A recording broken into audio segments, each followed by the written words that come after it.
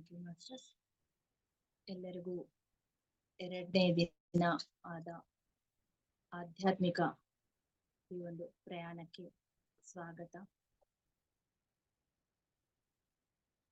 ಮತ್ತೆ ನಿನ್ನೆ ನಾವು ತಿಳ್ಕೊಂಡ ವಿಷಯ ಸ್ವಲ್ಪ ಜನ ಮೇ ಬಿ ಇವತ್ತು ಬಂದಿದ್ದಾರೆ, ಆದ್ರೂ ಪರವಾಗಿಲ್ಲ, ಅರ್ಥ ಆಗುತ್ತೆ.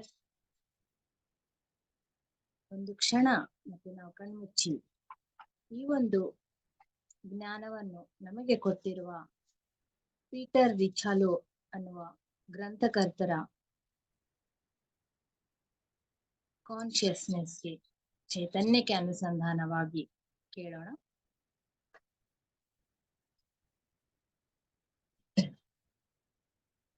ನಿನ್ನೆ ಸಸ್ಪೆನ್ಸ್ ಇತ್ತಲ್ವಾ? ಹಿಂದೂ ಗುರು, ಅವರ ಹೆಸರು ಹಿಂದೂ ಗುರು ಅಂತ ಇಟ್ಕೊಳ್ಳೋಣ. ಅವ್ರ ಫಸ್ಟ್ ಚಾಪ್ಟರ್ ಹೆಸರೇ ಹಿಂದೂ ಗುರು ಅಂತ ಕೊಟ್ಟಿದ್ದಾರೆ. ಆ ಹಿಂದೂ ಗುರುಗಳು ಮತ್ತೆ ಬರ್ತಾರೋ ಇಲ್ವೋ ಅಂತ ನಮ್ಗೆ ಎಲ್ಲರಿಗೂ ಕ್ಯೂರಿಯಾಸಿಟಿ ಬಂತು. ಸೊ ಇವತ್ತು ಕೂಡ ಅದೇ ರೂಮ್ ನಲ್ಲಿ ಅವರು ಪೀಟರ್ ಅವರು ಕುಳಿತಿರ್ತಾರೆ. ಅವ್ರು ಬರ್ತಾರೋ ಇಲ್ವೋ ನೋಡೋಣ ಅಂತ ಅವ್ರು ಏನೋ ಒಂದು ಅಲ್ಲಿ ಯೋಚನೆ ಮಾಡ್ಕೊಂತ ಈ ತರ ಕೂತಿರ್ತಾರೆ. ಸ್ವಲ್ಪ ಒಂದು ಅವ್ರ ಬ್ಯಾಕ್ ಸೈಡ್ ಒಂದು ಮಧುರವಾದ ಸ್ವರ ಕೇಳಿಸುತ್ತೆ, ಆದ್ರೆ ಏನು ಸಪ್ಪಳು ಬರೋದಿಲ್ಲ, ಏನು ಸೌಂಡ್ ಅವ್ರು ಬಂದಿದ್ದು ಗೊತ್ತೇ ಆಗಲ್ಲ. ಮತ್ತೆ ಅದೇ ಸೇಮ್ ಮತ್ತೆ ಒಂದು ಮಧುರವಾದ ಒಂದು ಸ್ವರ ಕೇಳಿಸುತ್ತೆ.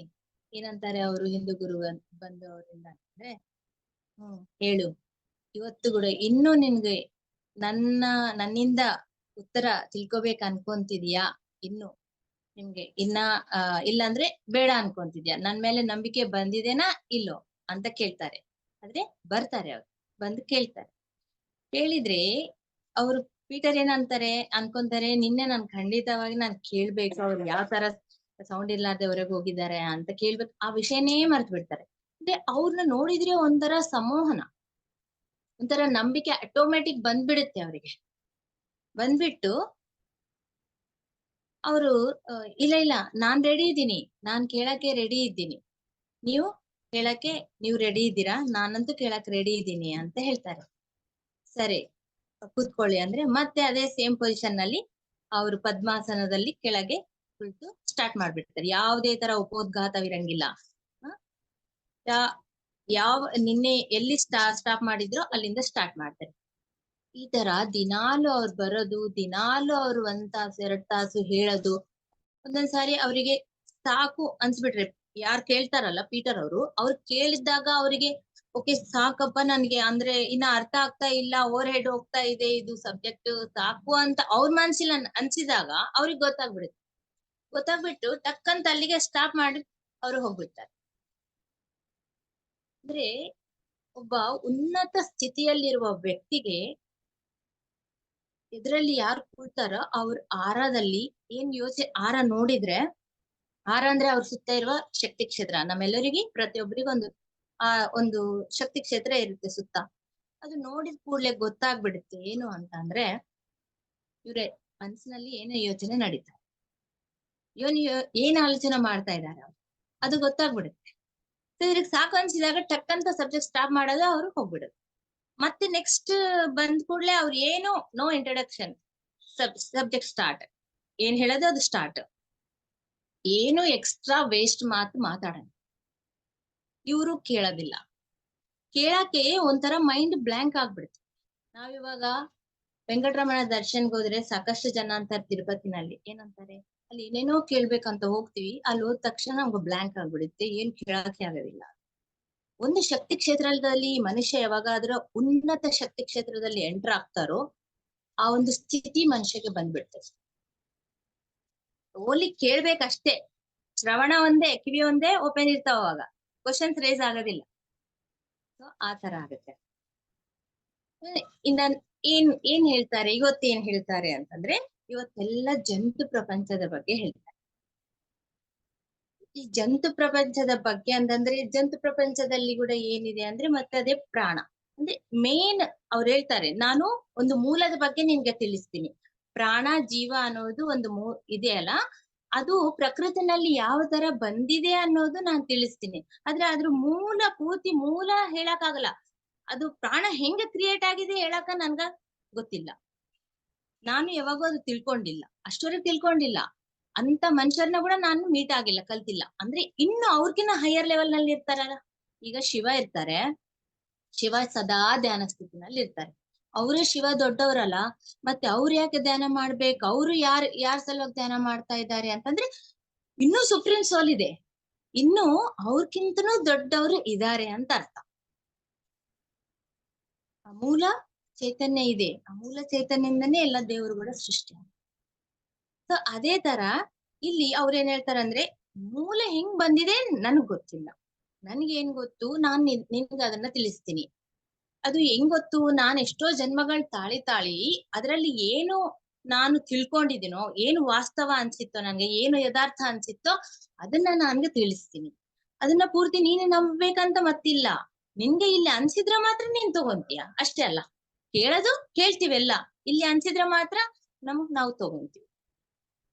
ಸೊ ಈ ಪ್ರಾಣ ಅನ್ನೋದು, ಜೀವ ಅನ್ನೋದು ಯಾವ ತರ ಪರಿಣಾಮ ಕ್ರಿಯೆ ಅನ್ನೋದು ಇರುತ್ತೆ ಅಂದ್ರೆ, ಸ್ಟೆಪ್ ಬೈ ಸ್ಟೆಪ್ ನಾವು ಕೂಡ ಅಲ್ಲಿಂದ ಬಂದಿವಿ.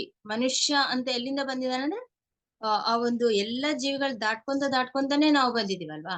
ಅದೇ ತರ ಈ ಪರಿಣಾಮ ಕ್ರಿಯೆಯಲ್ಲಿ ಈ ಪ್ರಾಣ ಅನ್ನೋದು ಏನ್ ಮಾಡುತ್ತೆ ಅಂದ್ರೆ, ಹಂತ ಹಂತವಾಗಿ ಅದು ಅಪ್ಗ್ರೇಡ್ ಆಗ್ಲೇಬೇಕು, ಅಂದ್ರೆ ಪರಿಣಾಮ ಹೊಂದ್ಬೇಕು. ಅದು ಈ ಸೃಷ್ಟಿಯ ನಿಯಮ. ಮೊದಲನೇ ನಿಯಮ ಸೃಷ್ಟಿದು ಅಂದ್ರೆ ಪರಿಣಾಮ ಕ್ರಿಯಾ ಅನ್ನೋದು ಸಾಕ್ತಾನೇ ಇರ್ಬೇಕು. ಅದು ಹೆಂಗೆ ಅಂತ ಹೀಗೆ ಹೇಳ್ತಾರೆ. ಆ ಪ್ರಾಣ ಹೆಂಗೆ ಬಂದಿದೆ ಅಂತ ಹೇಳ್ತಾರೆ. ಆ ಪರಿಣಾಮ ಮಾರ್ಗದಲ್ಲಿ ಜೀವ ಅಥವಾ ಪ್ರಾಣ ಅನ್ನೋದು ಆ ಪ್ರಕೃತಿಯಲ್ಲಿ ಯಾವ ತರ ಸೃಷ್ಟಿ ಆಗ್ತಾ ಬಂದಿದೆ ಅನ್ನೋದು ನಾನು ಹೇಳ್ತೀನಿ ಅಂತ ಹೇಳ್ತಾರೆ. ಆದ್ರೆ ತಾತ್ವಿಕರೆಲ್ಲ ಒಂದು ವಿಷಯ ಕನ್ಫರ್ಮ್ ಮಾಡಿದಾರಂತೆ. ಏನು ಅಂತಂದ್ರೆ, ಈ ಸೃಷ್ಟಿಗೆ ಆಚೆ ಒಂದು ಶಕ್ತಿ ಇದೆ, ಸೃಷ್ಟಿಗೆ ಆಚೆ ಒಂದು ಶಕ್ತಿ ಇದೆ, ಅದು ಸೃಜನಾತ್ಮಕ ಶಕ್ತಿ.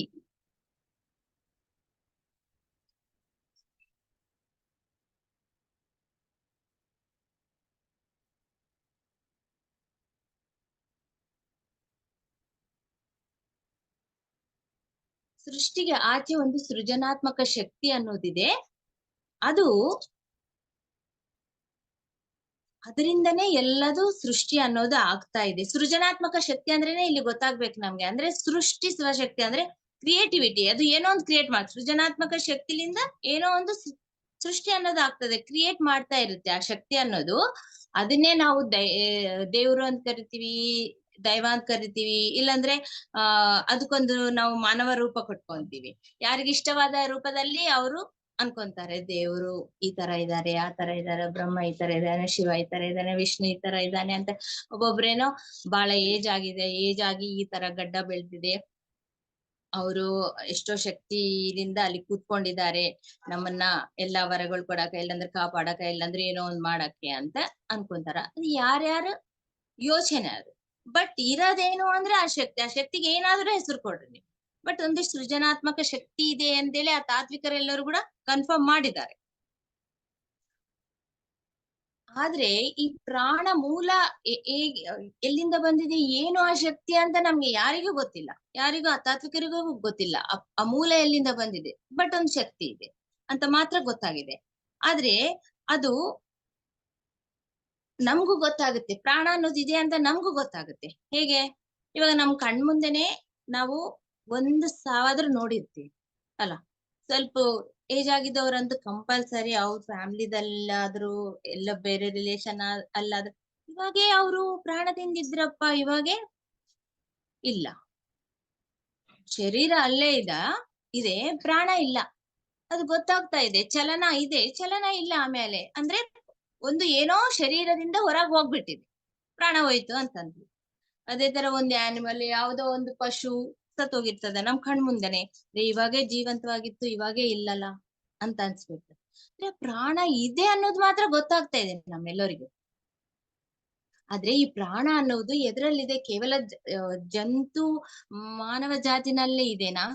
ಇನ್ನೆದ್ರಲ್ಲಿದೇನಾ ಅಂತಂದ್ರೆ ಏನ್ ಈ ಸೈನ್ಸ್ ಕನ್ಫರ್ಮ್ ಮಾಡಿದ್ದು ಏನು ಅಂತಂದ್ರೆ ಪ್ರಾಣ ಅನ್ನೋದು 4 ಸಾಮ್ರಾಜ್ಯದಲ್ಲಿರುತ್ತಂತೆ.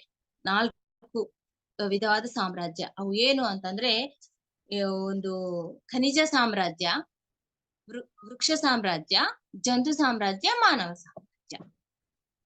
4 ಕಿಂಗ್ಡಮ್ಸ್ ಇದೆ. Mineral Kingdom, plant Kingdom, animal Kingdom, human Kingdom. 4 kingdoms ನಲ್ಲಿ ಪ್ರಾಣ ಅನ್ನೋದು ಇದೆ ಅಂತ ಹೇಳಿದ್ದಾರೆ. ಆದ್ರೆ ನಮ್ಗ ಮಾತ್ರ ಅನ್ಸುತ್ತೆ ಜಂತುನಲ್ಲಿ ಪ್ರಾಣ ಇದೆ, ಮನುಷ್ಯನಲ್ಲಿ ಪ್ರಾಣ ಇದೆ. ಈ 2 ಕಿಂಗ್ಡಮ್ಸ್ ನಲ್ಲಿ ಸಾಮ್ರಾಜ್ಯನಲ್ಲಿ ಪ್ರಾಣ ಇದೆ, ನಾವು ಒಪ್ತೀವಿ. ಬಟ್ ಪ್ಲಾಂಟ್ಸ್ ನಲ್ಲಿ, ವೃಕ್ಷ ಸಾಮ್ರಾಜ್ಯನಲ್ಲಿ ಇದೆ ಅಂದ್ರೆ ಸ್ವಲ್ಪ ನಾವು ನಂಬಕ ಕಷ್ಟ ಆಗ್ಬಿಡುತ್ತೆ. ಆದ್ರೆ ನಂಬುತ್ತೀವಿ. ಯಾವಾಗ ನಾವು ಯಾವೆಲ್ಲ ಗಿಡಗಳನ್ನ ನೆಡ್ತೀವಲ್ಲ, ನೆಟ್ಟಿದಾಗ ಒಂದೊಂದು ಗಿಡ ಬಾಡೋಗುತ್ತೆ. ಅವಾಗ ನಮ್ಗೆ ಗೊತ್ತಾಗುತ್ತೆ, ಅದನ್ನ ನೋಡಿದ್ರೆ ಸ್ವಲ್ಪ ಹಸಿರೆಲ್ಲ ಹೋಗಿ ಒಂಥರ ಒಣಗಿದಾಗ ಆಗಿದಂಗೆ ಇದರಲ್ಲಿ ಜೀವ ಹೋಗ್ಬಿಟ್ಟಿದೆ ಅಂತೀವಿ ನಾವೇ. ಆಮೇಲೆ ಪ್ರಾಣ ಇದೇನಾ ಅಂದ್ರೆ ಇಲ್ಲ ಅಂತೀವಿ, ಬಟ್ ಜೀವ ಹೋಗ್ಬಿಟ್ಟಿದೆ ಅಂತೀವಿ. ಮತ್ತೆ ಒಂದೊಂದ್ಸರಿ ಅದು ಕಿತ್ತಿದ್ರೆ ಕೂಡ ಫ್ರೆಶ್ ಇರುತ್ತೆ. ಕಿತ್ತ ಮೇಲೆ ಒಂದ್ ಸ್ವಲ್ಪ ತಾಸಿಗೆ ಅದು ಏನ್ ಒಣಗೋಗ್ಬಿಡುತ್ತೆ. ಅವಾಗ ಕೂಡ ನಾವೇನಂತೀವಿ ಸತ್ತೋಗ್ಬಿಟ್ಟಿದೆ. ಅಂದ್ರೆ ಪ್ರಾಣ ಇದೆ, ವೃಕ್ಷ ಜಾತಿನಲ್ಲಿ ಕೂಡ ಪ್ರಾಣ ಇದೆ. ಪರಿಮಾಣ ಬೇರೆ ಬೇರೆ ಇರ್ಬೋದು. ಆ ಚೈತನ್ಯ ಅದು ಇಷ್ಟಿದ್ರೆ ಅದ್ರಲ್ಲಿ ಇಷ್ಟಿರ್ಬೋದು, ಅದಕ್ಕೆ ತಕ್ಕಂಗೆ ಇರ್ಬೋದು. ಬಟ್ ಪ್ರಾಣ ಅನ್ನೋದು ಇದೆ ಅಂತ ನಮಗೂ ಗೊತ್ತಾಗುತ್ತೆ, ಅದು ಒಪ್ತೀವಿ. ಓಕೆ. ಮತ್ತೆ ಖನಿಜ ಸಾಮ್ರಾಜ್ಯದಲ್ಲಿ ಪ್ರಾಣ ಇದೆ ಅಂದ್ರೆ ಒಪ್ಪಕ್ ಆಗಲ್ಲ. ಆಗುತ್ತಾ? ಇವಾಗ ಇದ್ರಲ್ಲಿ ಪ್ರಾಣ ಇದೆ ಅಂದ್ರೆ ಒಪ್ತೀವಿ. ಒಂದು ಕಲ್ಲಿನಲ್ಲಿ ಪ್ರಾಣ ಇದೆ ಅಂದ್ರೆ ಒಪ್ತೀವಿ? ಒಪ್ಪಕ್ ಆಗಲ್ಲ. ಅದ್ರಲ್ಲೇನು ಚಲನ ಇಲ್ಲನ?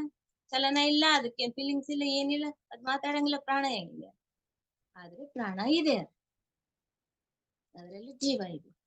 ಅಂದ್ರೆ ಸೃಷ್ಟಿ ಆಗಿರುವಾಗ ಆ ಚೈತನ್ಯ ಅನ್ನೋದು ಫಸ್ಟ್ ಆ ಕಲ್ಲಿನಲ್ಲೇ, ಕಲ್ಲು ಇಂಥವು ಅಂದ್ರೆ ಏನು ಜಡ ಪದಾರ್ಥ ಏನಿರ್ತದ ಅದರಲ್ಲೇ ಇರೋದು ಫಸ್ಟ್. ಸೃಷ್ಟಿ ಪ್ರಾರಂಭವಾಗಿದ್ದು ಮನುಷ್ಯ ಇಲ್ಲ ಫಸ್ಟ್. ಈ ಒಂದು ಪ್ಲಾನೆಟ್ ಮೇಲೆ, ಭೂಮಿ ಮೇಲೆ ಮನುಷ್ಯ ಬಂದಿಲ್ಲ ಫಸ್ಟ್. ಆ ಕಲ್ಲು, ಆ ಮಣ್ಣು ಇವೇ ಬಂದಿದ್ದು, ಗುಡ್ಡಗಳು ಇವೇ ಬಂದಿದ್ದು. ಆಮೇಲೆ ಅದು ಪರಿಣಾಮ ಕ್ರಿಯೆ ಇದೇ ಪರಿಣಾಮ ಕ್ರಿಯೆ ಅಂದ್ರೆ ಪರಿಣಾಮ ಆಗಿ ಆಗಿ ಆಗಿ ಆಗಿ ನೆಕ್ಸ್ಟ್ ವೃಕ್ಷ ಸಾಮ್ರಾಜ್ಯದಲ್ಲಿ ಆ ಪ್ರಾಣ ಅನ್ನೋದು ಎಂಟರ್ ಆಗಿದೆ. ಆ ನೆಕ್ಸ್ಟ್ ಪರಿಣಾಮ ಆಗಿ ಆಗಿ ಆಗಿ ಜಂತು ಸಾಮ್ರಾಜ್ಯದಲ್ಲಿ ಪ್ರಾಣ ಅನ್ನೋದು ಎಂಟರ್ ಆಗಿದೆ.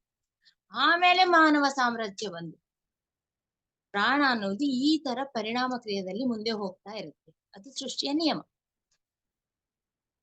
ಮತ್ತೆ ಅದ್ರಲ್ಲಿ ಪ್ರಾಣ ಹೋಗ್ಬಿಟ್ಟಿದೆ ಅಂದ್ರೆ ಅದು ಏನಾಗುತ್ತೆ ಅಂದ್ರೆ, ಯಾವ್ದಾದ್ರೂ ಪ್ರಾಣ ಇದೇನಾ ಇಲ್ಲ ಅಂತ ತಿಳ್ಕೊಂಬಾಕ ಒಂದೇ ಒಂದು ಕನ್ಫರ್ಮೇಶನ್ ಏನು ಅಂತಂದ್ರೆ ಅದು ಕ್ಷೀಣ ಆಗ್ಬಿಡುತ್ತೆ. ಇವಾಗ ನಮ್ಮ ಶರೀರ ಇದೆ, ಪ್ರಾಣ ಹೋದ್ರೆ ಏನಾಗುತ್ತೆ? ಫಿಸಿಕಲ್ ಬಾಡಿ, ಈ ಮಾಂಸಪಿಂಡ ಅಲ್ಲಿರುತ್ತೆ.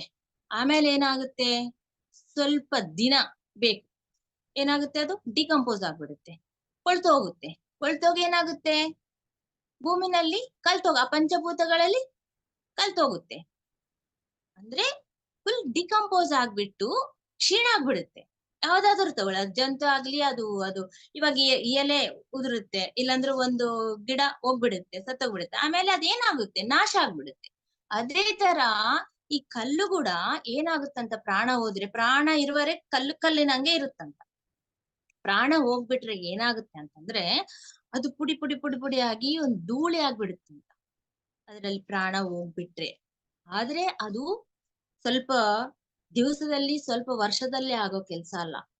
ಎಷ್ಟೋ ಸಾವಿರಾರು ವರ್ಷ ಅಷ್ಟು ಬೇಕಂತೆ. ಯಾಕಂದ್ರೆ ಕಲ್ಲಲ್ಲ ಅದು. ಯಾವುದು ಎಷ್ಟು ಹಾಡಿರುತ್ತೋ ಅದಕ್ಕೆ ತಕ್ಕಂಗ ಸಮಯ ಕೂಡ ಬೇಕು. ಮತ್ತೆ ಈ ಧೂಳಿ ಎಲ್ಲ ಕಡೆ ಇವಾಗ ಒಂದು 20 years ಆಗಿದ್ಮೇಲೆ ನಾವೇನಂತೀವಿ, ರೋಡ್ ಎತ್ತರ ಆಗ್ಬಿಟ್ಟಿದೆ, ನಮ್ಮ ಮನೆ ಕೆಳಗ್ ಹೋಗ್ಬಿಟ್ಟಿದೆ ಅಂತ. ಹೆಂಗ್ ಬೆಳೆಯುತ್ತೆ ಅದೆಲ್ಲ? ಮಣ್ಣೆಲ್ಲ ಬಂದು ಬಂದು ಬಂದು ಒಂದು ಹಾಫ್ ಫ್ಲೋರ್ ವರೆಗೆ ಕವರ್ ಆಗ್ಬಿಟ್ಟು ನಮ್ಮ ಮನೆ ಕೆಳಗ್ ಹೋಗಿದಂಗ ಅನ್ಸ್ಬಿಡುತ್ತೆ, ಮನೆ ಅಲ್ಲೇ ಇರುತ್ತೆ. ಬಟ್ ಧೂಳಿ ಎಲ್ಲಿಂದ ಜಮಾ ಆಗುತ್ತೆ? ಎಲ್ಲ ಬಂದಂದ್ರೆ ಆ ಕಲ್ಲುಗಳು ಎಲ್ಲ ಕ್ಷೀಣ ಆಗಿ ಆಗಿ ಧೂಳಿಯಾಗಿ ಪರಿವರ್ತನೆ ಆಗ್ಬಿಟ್ಟು ಈ ತರ ಈ ಚೇಂಜಸ್ ಅನ್ನೋದು ಬರ್ತಾ ಇದೆ. ಸೊ ಅದೇ ಒಂದು ನಮ್ಗೆ ತಿಳ್ಕೊಬೇಕು. ಅದು ಡಿಕಂಪೋಸ್ ಆಗ್ಬಿಟ್ಟಿದೆ ಅಂತಂದ್ರೆ ಅದ್ರಲ್ಲಿ ಪ್ರಾಣ ಇಲ್ಲ. ಇವಾಗ ಬಟ್ಟೆ ಕೂಡ ಇರುತ್ತೆ, ಒಂದು 20 ವರ್ಷ ಆ ತರ ಇಟ್ರೆ ಏನಾಗುತ್ತೆ? ಒಂಥರ ಪಿಸ್ರು ಹೋಗ್ಬಿಡುತ್ತೆ, ಅದು ಪೀಸ್ ಪೀಸ್ ಪೀಸ್ ಆಗ್ಬಿಡುತ್ತೆ. ಅಂದ್ರಲ್ಲಿ ಅವಾಗ ಅದ್ರಲ್ಲಿ ಪ್ರಾಣ ಇಲ್ಲ, ಇನ್ನ ಜೀವ ಇಲ್ಲಪ್ಪ ಇದ್ರಲ್ಲಿ ಅಂದ್ಬಿಡ್ತೀವಿ. ಸಿಂಪಲ್ ಆಗಿ ಆಡ್ತೀವಿ, ನಾವು ಕೂಡ ಹೇಳ್ತೀವಿ, ಇದ್ರಲ್ಲಿ ಇನ್ನ ಜೀವ ಇಲ್ಲ. What is the meaning of real ಜೀವ ಅಂದ್ರೆ ಅದರಲ್ಲಿ ಒಂದು ಶಕ್ತಿ ಪ್ರಾಣ ಇದೆ, ಒಂದು ಚೈತನ್ಯ ಶಕ್ತಿ ಅದರಲ್ಲಿ ಕೂಡ ಇದೆ ಅಂತ ಅರ್ಥ. ಫಸ್ಟ್ ಚೈತನ್ಯ ಶಕ್ತಿ ಎಂಟರ್ ಆಗದ್ದೇ ಈ ಜಡ ಪದಾರ್ಥ, ಆಮೇಲೆನೆ ನೆಕ್ಸ್ಟ್ ನೆಕ್ಸ್ಟ್ ನೆಕ್ಸ್ಟ್ ನೆಕ್ಸ್ಟ್ ಬೇರೆದಲ್ಲಿ ಎಂಟರ್. ಸೊ ಈ ತರ ಸಾಗುತ್ತೆ ಪರಿಣಾಮ ಕ್ರಿಯೆ ಅನ್ನೋದು, ಈ ತರ ಸಾಗುತ್ತೆ. ಆದ್ರೆ ಮಾನವ ಸಾಮ್ರಾಜ್ಯನೇ ಲಾಸ್ಟ್ ಅಂತಂದ್ರೆ ಇನ್ನೊಂದು ಕಂಡಿಡಿದಾರೆ ತಾತ್ವಿಕರು. ಏನು ಅಂತಂದ್ರೆ ಮಾನವ ಸಾಮ್ರಾಜ್ಯ ಅಲ್ಲ, ಅತಿ ಮಾನವ ಸಾಮ್ರಾಜ್ಯ ಕೂಡ ಇದೆ. ಅತಿ ಮಾನವ ಸಾಮ್ರಾಜ್ಯ ಕೂಡ ಇದೆ. ಅದನ್ನೇ ನಾವು ಸೂಪರ್ ಹ್ಯೂಮನ್ ಅಂತ ಕರಿತೀವಿ. ಸೂಪರ್ ಹ್ಯೂಮನ್, ಅತಿ ಮಾನವ ಅಂತ ಕರಿತೀವಿ. ಅಂದ್ರೆ ಒಂಥರ ದೈವ ಸಾಮ್ರಾಜ್ಯ ಅಂತ ಕರಿತೀವಿ. ಇವಾಗ ಡೈರೆಕ್ಟ್ ದೇವ್ರು ಅಂತ ನಾವೇನ್ ಇದು ಮಾಡ್ತೀವಲ್ಲ, ಆ ಸ್ಟೇಜ್ ಅಲ್ಲ, ನಡು ಬೇರೆ ಸ್ಟೇಜಸ್ ಇದಾವಲ್ಲ, ಸಾಕಷ್ಟು ಸ್ಟೇಜಸ್ ಇರುತ್ತೆ. ಅದು ದೈವ ಸಾಮ್ರಾಜ್ಯ ಅಂದ್ರೆ ಅತಿ ಮಾನವ ಸಾಮ್ರಾಜ್ಯ. ಅಂದ್ರೆ ಮಾನವನ್ಕಿಂತ ಪವರ್ ಸ್ವಲ್ಪ ಜಾಸ್ತಿ ಇರುತ್ತೆ ಅವರಿಗೆ. ಅವ್ರನ್ನೇ ಪರಿಪೂರ್ಣ ಮಾನವ ಕೂಡ ಅಂತೀವಿ. ಇವಾಗ ಈ ಮಾನವ ಸ್ಟೇಜ್ ಆಗಿದ್ಮೇಲೆ ನಾವು ಆ ಪರಿಪೂರ್ಣ ಮಾನವ ಸ್ಟೇಜ್ಗೆ ಹೋಗ್ಬೇಕು. ಅದೇ ಪರಿಣಾಮ ಕ್ರಿಯೆ. ಈಗ ಅವ್ರಿ ಪ್ಲಾಂಟ್ಸ್ ಗೆ ಅಂದ್ರೆ ವೃಕ್ಷ ಜಾತಿಗೆ ಪರಿಣಾಮ ಕ್ರಿಯೆ ಏನು ಅಂದ್ರೆ ಅದು ಜಂತು ಜಾತಿಗೆ ಸೇರ್ಬೇಕು. ಜಂತಿಗೆ ಪರಿಣಾಮ ಕ್ರಿಯೆ ಏನಂದ್ರೆ ಮನುಷ್ಯ ಜಾತಿಗೆ ಸೇರ್ಬೇಕು. ಅಷ್ಟರವರೆಗೆ ಜನ್ಮ ತಾಳ್ತಾನೆ ಇರ್ತದೆ. ಆತರ ನಮ್ಗೆ ಏನು ಇದೇ ಫೈನಲ್ ಅಂತಂದ್ರೆ ಇಲ್ಲ, ನಾವು ಅತಿ ಮಾನವರಾಗ್ಬೇಕು, ಪರಿಪೂರ್ಣ ಮಾನವರಾಗ್ಬೇಕು. ಅದು ಹೆಂಗೆ ಎಲ್ಲ ಬರ್ತದ ಆಮೇಲೆ. ಸೊ ಒಂದು ಮೂಲವರೆಗೆ ಸೇರವರೆಗೆ ಈ ಪರಿಣಾಮ ಕ್ರಿಯೆಯನ್ನು ನಡೀತಾ ಇರ್ಬೇಕು. ಅದೇನು ನಿಯಮ, ಸೃಷ್ಟಿ ನಿಯಮ ಅದೇ. ಈಗ ಯಾಕೆ ನಾವು ಇಷ್ಟು ಜನ್ಮಗಳು ತಾಳ್ತಾ ಇದೀವಿ ಅಂತಂದ್ರೆ ನಾವು ಮೂಲವರೆಗೆ ಸೇರ್ಬೇಕು. ಮೂಲದಿಂದ ಬಂದವ್ರು ಮತ್ತೆ ಮೂಲೆಗೆ ಸೇರ್ಬೇಕು. ಅದೇ ಫೈನಲ್. ಅಷ್ಟುವರೆಗೆ ನಡೀತಾನೆ ಇರ್ತದೆ ಈ ಸೈಕಲ್. ಅದ್ ಹೆಂಗ್ ಮಾಡ್ಕೋಬೇಕು ಇದೆಲ್ಲ ಗೊತ್ತಾಗಿದ್ಮೇಲೆ ನಮ್ಗೆ ಗೊತ್ತಾಗುತ್ತೆ ಹೆಂಗ ಮಾಡ್ಕೋಬೇಕು, ಫಾಸ್ಟ್ ಆಗಿ ಹೆಂಗ್ ಮಾಡ್ಕೋಬೇಕು. ನಾವೇನು ಮಾಡಿಲ್ಲ ಅಂದ್ರೂ ಕೂಡ ಅದು ನಡೀತಾ ಇರುತ್ತೆ, ಸ್ಲೋ ಆಗಿ ನಡೀತಾ. ಇದೆಲ್ಲ ತಿಳ್ಕೊಂಡಿದ್ಮೇಲೆ ಏನ್ ಮಾಡಿದ್ರಿ ಇನ್ನು ಫಾಸ್ಟ್ ಆಗುತ್ತಪ್ಪ ಇದು. ನಾವ್ ಯಾವ್ದಾದ್ರು ಕೆಲ್ಸ ಫಾಸ್ಟ್ ಹೆಂಗ್ ಮಾಡ್ಬೇಕು ಅಂತ ಯೋಚನೆ ಮಾಡ್ತೀವಿ ಇಲ್ಲ.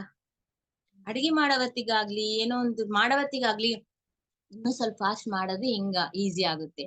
ಇವಾಗ ಒಂದೇನ್ ಮಾಡ್ತೀವಿ, ಏನಾದ್ರೂ ಸ್ನಾಕ್ಸ್ ಮಾಡ್ತಾ ಇರುವಾಗ ಏನ್ ಮಾಡ್ತೀವಿ, ಕಜ್ಜಿಕಾಯಿ ಮಾಡ್ತಾ ಇರ್ತೀವಿ ಅನ್ಕೊಂಡು ಒಂದೊಂದು ಉಳ್ಳೆ ತಗೊಂಡು ಏಕೆ ಲಟ್ಸ್ಬೇಕಪ್ಪ ಅಂತ ಏನ್ ಮಾಡ್ತೀವಿ, ದೊಡ್ಡದ್ ಮಾಡಿ ಕಪ್ ತಗೊಂಡು ರೌಂಡ್ ಮಾಡಿ ಫಾಸ್ಟ್ ಆಗಿ ಮಾಡ್ಬೇಕು ಅಂತ ಈ ತರ ಆಲೋಚನೆ ಮಾಡಿ ಐಡಿಯಾಸ್ ಮಾಡ್ತಾ ಇರ್ತೀವಿ. ಯಾಕೆ ಮಾಡ್ತೀವಿ, ಇವಾಗ ಫಾಸ್ಟ್ ಆಗ್ಬೇಕು, ಇನ್ನು ಮುಂದೆ ಹೋಗ್ಬೇಕು ಅಂತ ಯೋಚನೆ ಮಾಡ್ತೀವಿ. ಅದೇ ತರವ ನಾವು ಮಾನವ ಸಾಮ್ರಾಜ್ಯದಿಂದ ಅತಿ ಮಾನವರಾಗ್ಬೇಕು, ಪೂರ್ಣ ಮಾನವರಾಗ್ಬೇಕಂದ್ರೆ ಏನ್ ಮಾಡ್ಬೇಕು ಇದೆಲ್ಲ ನಾವು ಮುಂದೆ ನಾವು ತಿಳ್ಕೊಂತೀವಿ. ಸೊ ಅದು ಫೈನಲ್. ಅದು ಮೂಲವರಿಗೆ ಸೇರ್ಬೇಕಂದ್ರೆ ಇರುತ್ತೆ, ಅದು ಕೂಡ ಏನ್ ಮಾಡ್ಬೇಕನ್ನೋದು ಕೂಡ ಇರುತ್ತೆ. ಸೊ ಪ್ರಾಣ ಅನ್ನೋದು ಪುರೋಗಮನ ಮಾಡ್ಲೇಬೇಕು, ಮಾಡೇ ಮಾಡುತ್ತೆ. ಪ್ರಾಣದ ಲಕ್ಷ್ಯ ಏನು ಅಂದ್ರೆ ಏಕೆ ಈ ತರ ಪುರೋಗಮನ ಮಾಡ್ತಾ ಇರುತ್ತೆ ಅಂದ್ರೆ ಅದ್ರ ಲಕ್ಷ್ಯ ಒಂದೇ ಒಂದು, ಅನುಭವ ಜ್ಞಾನ ತಗೊಳ್ಳೋದು ಅಷ್ಟೇ. ಅದ್ರ ಲಕ್ಷ್ಯ ಅನುಭವ ಜ್ಞಾನ ತಗೊಳ್ಳೋದು. ಎಲ್ಲ ಅನುಭವದಿಂದ ನಾನ್ ಅನುಭವ ತಗೊಂಡು ಪರಿಪೂರ್ಣ ಅನ್ನೋದು ಸಿಗುತ್ತೆ. ಅಷ್ಟವರೆಗೆ ಸಿಗೋದಿಲ್ಲ, ಪರಿಪೂರ್ಣ ಮಾನವ ಆಗೋದಿಲ್ಲ. ನಾವ್ ಅನ್ಕೊಂತೀವಿ ಯಾಕಪ್ಪ ಈ ಮನುಷ್ಯ ಜನ್ಮ ತಗೋಬೇಕು, ಸುಮ್ಮನೆ ಇಲ್ಲಿ ಕಷ್ಟಗಳು ಬಾಧೆಗಳು ಎಲ್ಲ ಫೇಸ್ ಮಾಡ್ಬೇಕು, ಜೀವನ ಏನೋ ಒಂದು ಪ್ರತಿಯೊಬ್ಬರಿಗೆ ಇದ್ದೇ ಇರ್ತದ. ಮಿಲಿನಿಯರ್ಸ್ಗೂ ಇರ್ತದ, ಭಿಕ್ಷಗಾರಿಗೂ ಇರ್ತದ, ಪ್ರತಿಯೊಬ್ಬರಿಗೆ ಕಷ್ಟಗಳು ಇರ್ತಾವ. ಎಷ್ಟು ದುಡ್ಡಿದ್ರು ಮತ್ತೆ ಕಷ್ಟ ತಪ್ಪಂಗಿಲ್ಲ, ಇವ್ ತಪ್ಪಂಗಿಲ್ಲ ಅಂತ ಹೇಳ್ತೀವಿ. ಅವ್ ಬೇಕು ನಮ್ಗೆ, ಅದಕ್ಕೇನೆ ಇದಾವ. ಅವ್ ಇದ್ರೆ ಮಾತ್ರ ನಾವು ಪರಿಣಿತಿ ಹೊಂದುತ್ತೀವಿ, ಅದರಿಂದ ನಾವು ಅನುಭವವನ್ನು ತಗೊಂತೀವಿ. ಇಲ್ಲಾಂದ್ರೆ ನಾವು ಮುಂದೆ ಹೋಗಕ್ ಸಾಧ್ಯನೇ ಇಲ್ಲ. ಎಲ್ಲ ಅಲ್ಲಿ ಬಿಡ್ತೀವಿ. ಎಷ್ಟು ಜನ್ಮ ಅಂತ ಇದೇ ತರ ಇರ್ತೀವಿ. ಅದಕ್ಕೆ ಎಲ್ಲಾನು ಸ್ವೀಕಾರ ಮಾಡ್ಬೇಕು. ಏನು ಬಂದ ಕೂಡ ಬರ್ಲಿ, ನಾನು ಇದರಿಂದ ಪಾರಾಗ್ನಿ. ಯಾವಾಗ ನೀ ಒಂದು ಕಷ್ಟ ಬಂದಾಗ ಅದರಿಂದ ಪಾರಾಗ್ತೀಯೋ, ಆ ನಡುವೇನಿರ್ತದ ಎರಡಕ್ಕ ನಡುವ ಒಂದು ಅನುಭವವನ್ನು ತಗೊಂತೀವಿ. ನಾವು ಯಾವ ತರ ಹೊರಗ್ ಬರ್ಬೇಕಿದ್ರಿಂದ ಅಂತ ಯೋಚನೆ ಮಾಡ್ತೀವಿ. ಒಂದು ಕಲಿತೀವಿ, ಅಲ್ಲಿ ಒಂದು ಕಲಿಕೆ ಅನ್ನೋದು ಇರುತ್ತೆ. ಅಲ್ಲಿ ಕಷ್ಟ ಬರುತ್ತೆ, ಅದನ್ನ ಸಾಧಿಸಿ ಹೊರಗ್ ಬರ್ತೀವಿ. ಎಷ್ಟು ಧೈರ್ಯ ಬರುತ್ತೆ ನಮ್ಗೆ. ಆ ಧೈರ್ಯ ಅನ್ನೋದು ಕಲಿತೀವಿ. ಒಂದೊಂದ್ರಲ್ಲಿ ಒಂದೊಂದು ಲೆಸನ್ ಅನ್ನೋದು ಕಲಿತೀವಿ. ನಾವು ಕಲಿತಾಗ ಏನಾಗುತ್ತೆ, ನಾವು ಅಪ್ಗ್ರೇಡ್ ಆಗ್ತೀವಿ. ಅದಕ್ಕಾಗಿ ಅಂತಾರೆ, ಕಷ್ಟಗಳು ಎಷ್ಟು ಜಾಸ್ತಿ ಇದ್ರೆ ಅದು ಅಷ್ಟು ಸೋಲು ಬೇಗ ಕಷ್ಟ ಆಗುತ್ತೆ. ಅದಕ್ಕೆ ಯಾವಾಗೂ ಬಂದಿದ್ದನ್ನ ಓಕೆ ಬಂದಿದ್ದೆಲ್ಲ ಅಲ್ಲಿ ಪಡ್ಕೊಂಬೋಣ ಅಂತ ಧೈರ್ಯದಿಂದ ಇರಿ.